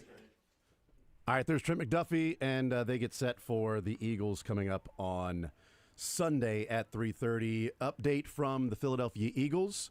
For a third straight day, Dallas Goedert and Will Shipley did not practice. So Dallas Goedert I'm going to go ahead and say we'll miss Sunday's game. He didn't practice Wednesday, yesterday, or today with a knee injury, which is interesting because it popped up on the injury report. He played the regular snaps. Will Shipley left in the second quarter with an oblique injury. Yeah. Not surprising that a football player running back who's suffered an oblique injury is not going to play the next week. But Dallas Goedert played the whole game and then pops up with a knee injury and hasn't practiced since and didn't practice yet again today. So they don't have a Noah Gray behind Dallas Goedert. Is it Cal Gutierrez? Okay, so Cal Gutierrez still, and he's just okay. But Dallas Goedert was a massive part of that game plan. And I talked about how, him and Devontae Smith on the inside, those are guys to look out for. Dallas Goedert's a very good tight end. That was why they were able to move on from Zach Ertz, who is still finding success in the NFL, obviously now in Washington. 7 receptions last week for touchdown last night, right? Didn't he? Zach Ertz, yeah. But my point was, Goedert was the reason they moved on from a guy who was still successful, even aging in Zach Ertz. So that is a big loss for the Eagles there. I did notice something. Oh, yeah? First name that McDuffie brought up, I'm going to try and put a tinfoil hat on here. He didn't say A.J. Brown first. He said Devontae Smith first. And I wonder if it's because if his job this week is to be more on Devontae than AJ. And that could be wrong. I hope so, because then that would be in the slot. Or Jalen just doesn't throw it to A.J. Brown anymore. But think about great receivers that Jalen doesn't know about. There's this A.J. Brown guy that's out there, too. It's pretty good. But Jahan Dotson I and Devontae. thought it was interesting that he said and led with Devontae. So I'm going to pretend, because it fits my narrative, that he's going to be in the slot, which was asked. He was asked against Devontae. But he also, his answer was interesting because he was asked about, did you play the number of snaps at slot the way that, or the number that you thought you would play. And he said just about expected to play slot more. He said 15 moves inside. So essentially his point was, I was going to play slot more if 15 had played in the slot more. He said he moved around a lot, right? So, he was moving around a lot. So then that's where he was going. Yeah, Ladd McConkey. So not Patrick Mahomes. Yeah. So he was following Ladd McConkey. And so the expectation is, well, Ladd McConkey's a slot. He played the slot all last year. Correct. But so was Keenan Allen. And Ladd McConkey is now moving around more without Joshua Palmer. Yeah. And so now they're using Keenan Allen more in the slot. So Ladd McConkey playing more on the outside while also mixing in some of the slot. And if McDuffie is traveling with Ladd McConkey, now he's not getting as many reps in the slot as maybe the Chiefs thought he would. And that's kind of my point here of does that mean that Devontae being the first name he mentioned, if he's going to do the same thing with Ladd McConkey that he's going to do with Devontae, which makes me feel real bad because now that I heard Trent McDuffie talked, I wish I wouldn't have put money on Devontae Smith receptions because I thought he was going to be going up against Jamari Connor, and now I have a feeling. Cash out. They cash out now? Just cash out now? Yeah. You think that maybe after the betting sites heard McDuffie like, no, guys, this guy dropped it, half that. Not even close. Well, because Jahan Dotson is pretty much strictly an outside receiver. A.J. Brown, we know, is an outside receiver, so they didn't have that traditional slot in Philly anymore. I just find this matchup very fascinating. Oh, yeah. I mean, there's so many things about it that's going to be interesting because how do the Chiefs exploit, Adoree Jackson? Yeah. And, that's an issue where, Matt Derrick, we talked with him in the 11 o'clock hour, and he said, I was on radio station in Philly, and they talked about how worrisome and how much of an issue their cornerback spot was opposite Quinyon Mitchell. Like, they've got Quinyon Mitchell on the outside, and they've got somebody that they were hoping to replace Darius Slay with. Yeah. The Chiefs were hoping to replace L'Jarius Sneed with guys, and it did not work out last year. They signed Christian Fulton, drafted Noah Williams through week 1. Hasn't worked out because Fulton wasn't playing and maybe is a little bit behind in terms of understanding where he's supposed to be. And Adoree Jackson was toasted in that game against the Cowboys. 7 targets, 5 receptions, over 100 yards, 5 first downs, 20.6 yards per catch, and also committed a pass interference penalty when he was out there. That's an issue. And if it's an issue so much in this game, does Vic Fangio then say, we can no longer have Cooper DeJean just as our slot corner? We have to move him on the outside because this guy isn't good enough, which then changes a whole lot for their defense because Cooper DeJean in the slot was so much like Trent McDuffie was in the slot when they had Snead and Watson on the outside. The Philly guys I've talked to, they've basically said that they're not going to move Cooper, at least not yet. Dumb. They think that their next move would be Keely Ringo, because originally Keely Ringo was supposed to be the guy, the fourth rounder in 23 who was drafted out of Georgia. He was supposed to be the guy on the outside to fill in for Darius Slay, and he's not necessarily lived up to expectations. So it's been Adoree Jackson who's had to fill that role. So I think that it would go, if Adoree Jackson struggles, they'll go to Ringo next. I don't think, my opinion, and the people I've talked to in Philly, that Cooper's going to go to the outside, at least in this game. What do they do after Ringo, though? We go Paul? I mean, we're going to I think Paul McCartney. After George? I mean, who do you go to after Ringo? Like, I mean, you start to run out of guys in the Not John. in the band. No. Can't go John's too valuable. Yeah, for sure. He's too dead. So that would not work out. I will also point out Adoree Jackson was 110th out of 113th ranked cornerbacks according to PFF. Well, and Adam Kaplan was on the board. A New Day yesterday. I got to pay $1. Dang it! I don't have money. I'm running out of dollars. A New Day yesterday, and he's there in Philadelphia, so he's very close to the Eagles organization, and mentioned specifically that we talk about the cap and how you have to work around the cap. And we like to, talk about Carl Peterson that always said, it has to make sense, both cap and cash. Cap and cash, cap and cash. Well, with the void years that the Eagles put on different contracts, it does allow them to pay upfront cash and then extend that money throughout the void years to manipulate the cap. And what Adam Kaplan said was, they've won the Super Bowl. They've done that a couple of years. The cash isn't there. So the cash was the issue this offseason, why Milton Williams and Josh Sweat and these other guys are gone. And he said Darius Slay specifically. They had to walk on from Darius Slay because they didn't have the cash that they've had the last couple of years. So they let Darius Slay walk. You replace him with Adoree Jackson, and you've got a hole in your defense now. So when we talk about you got to pay the price at some point, well, this is at least one part to where the Eagles are paying the price of how they've manipulated the cap and cash, in that you can't just keep writing the checks and writing the checks and writing the checks. Eventually, your owner is going to run out of that particular cash, and Darius Slay was apparently the guy that they had to move on from because they didn't have it. That was according to Adam Kaplan yesterday. I thought it was an interesting little nugget as to why we're watching Adoree Jackson and Ringo opposite Quinyon Mitchell and not Darius Slay. And I don't want to say they've been lucky, because there's some luck involved, but also a lot of skill in what they've done. They are fortunate to have drafted Quinyon and Cooper both last year. If they didn't have both those guys hit and become stars, quite frankly, that secondary would be one of the worst in the entire NFL, because Ringo had not hit. Then you would have Adoree Jackson, and you'd have a disaster on your hands. They are fortunate that their two cornerback picks last year, highly touted guys, both have hit. They are fortunate to an extent when they moved on from Williams, moved on from Sweat with the amount of money, moved on from Fletcher Cox. They're lucky that Jalen Carter fell to them at 9, right? Because he was supposed to go top 3. They're fortunate that Joshua Uche, who couldn't get snaps here in Kansas City, again, 1 week, has turned into somehow an elite pass rusher for them. He had the highest pressure rate in all the NFL last year. They're fortunate that Jordan Mailata, a 7th rounder, turned into one of the best tackles in all of football. Again, I'm not saying Zach Bond was on the scrap heap. Zach Bond was a defensive end who turned into a middle linebacker. So again, these are things that have gone in there. This is not me trying to disparage or take. No, I'm impressed. There's credit there. I mean, I'm giving credit too. But they drafted those guys and developed those guys into different players than they were in other organizations. So they're doing something right. Because when we've talked about the cap and how much money the void years, all this stuff, well, they're able to do that because they've hit on so many rookies and brought in so many guys who were undervalued elsewhere and then turned it into legitimate, realistic parts and helpful pieces. I'm very impressed with what they've done. It's why when you miss on an FAU, why it does set your franchise back a little bit. It's why when you miss on a first or second rounder, it does set you back, because you look at the first and second rounder last year for the Eagles, they're their 2 starting cornerbacks. Right?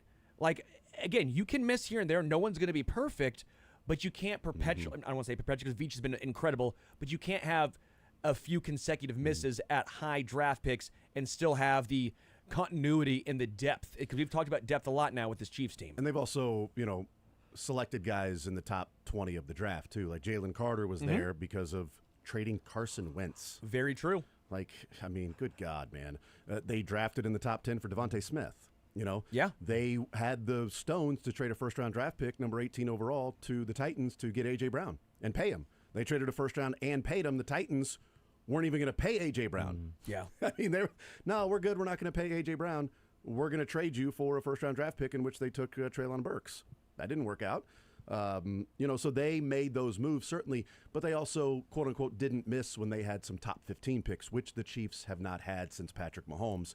They're drafting a defensive end at 32 in FAU, where the Eagles' stud defensive lineman was taken 10th, and he should have been taken in the top 5, but the drag racing incident had him drop to 10. And Nolan Smith was one pick before FAU, right? And he's had a better career, obviously, than FAU. And again, that's sort of type, too, because I don't even think if Nolan Smith was there, they take him. No, you're right. Same because thing, that's the same reason why Uche is playing in Philadelphia and had 4 pressures and one of the highest pass rush win rates. But again, no one's perfect because they originally drafted who was the receiver, like 18th overall, 17th. Rager before, I believe, Jefferson. actually, right before Jefferson. Yeah. And that didn't work. That was why they actually had to spend a draft pick, the first rounder for A.J. Brown. So, again, no one's perfect. For sure. No, Gma, this is not me trying to hype them up, but it's also very impressive what they've been able to do to have the depth and as few of holes as the Eagles team has. But again, they still do have one with Adoree Jackson. We'll take a timeout. We'll come back. We'll see what we think about this game coming up on Sunday, and we'll see if we think the Wildcats are going to win tonight. I guarantee it. More Zone coming up next.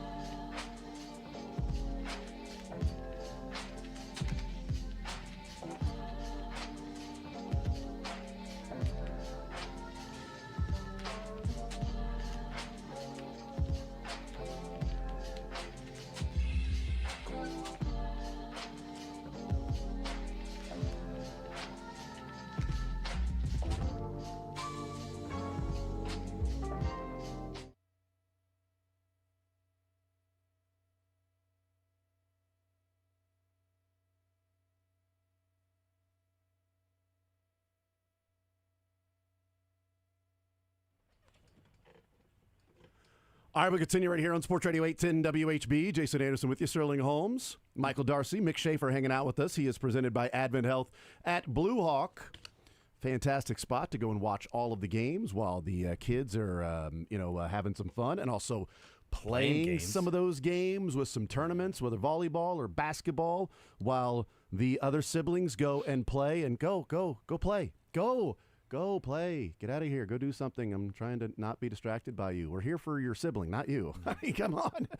Can't you see that this is about You're the them? non-athletic one. We go and go and bowl and watch games whilst drinking adult beverages. It's a win-win. Yeah, we're watching the person. It's a wit-wit. Yeah, we're watching the person who isn't bad at sports and school. Okay. Yeah, we're watching the one that's not going to make us pay for college. Yeah, God. We're going to talk about this game and do cuts because we are doing cuts. But Mick and I just had a slight moment in that break, and it was very, very enjoyable. We started talking about the band Korn. Oh, okay. We said "Word Up," and we're singing "Word Up" by Cameo. All three of us. It was a great little version of Cameo we were singing.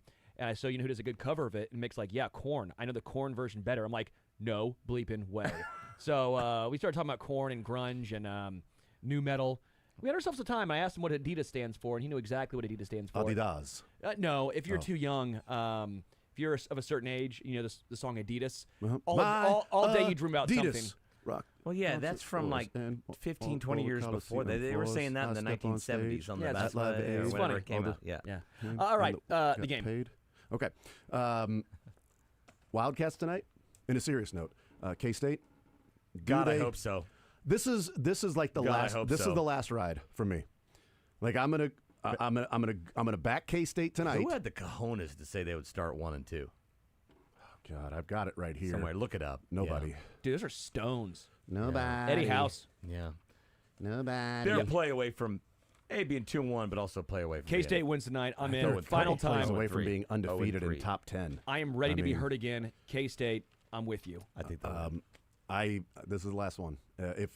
If they can't win tonight, then I'm done explaining away they had the trip right back from Ireland and they didn't have a week off, and so then North Dakota. Same with the Chiefs. They had a long day of travel. They're your average 45-year-old going to an insurance conference in Orlando. Cedar Rapids. They had a long day of travel. Oh my God, we're treating it like these 18 and 20-year-olds. Like, oh, hell, will they ever recover in 2028? Well, you remember 3 years ago they did have to fly a long way, so this could be affecting them in their jobs at Enterprise. Give me a break. Well, a long day of travel. Most athletes are going to go pro in something besides sports. Did it just fine. They're just fine. But like I said, this is the last one to explain away. So go to Arizona and lose. I'm out. I'm Kramer. Yeah. I'm out. But we'll see. I hope they get the job done. I don't see them picking up a conference win tonight, though. I don't think there's any way when they play a Big 12 opponent, Arizona, that they'll get a conference win. Nope. I think after tonight they're still gonna be winless in the Big 12. I get it. It's a technicality. All right, I want cuts. Chiefs 30-22. Sterling, you go 30-22 Chiefs. Yes, correct. Good night, dude. Yeah, 30-21 Eagles. 30-21 Philly. Yeah. I've been paying attention. Sorry, Michael Darcy. I've got 28-24 Chiefs, but I'm not super confident. Everybody, you guys don't have to pick the Chiefs. I know I don't have to. I've got 23-20 Philly.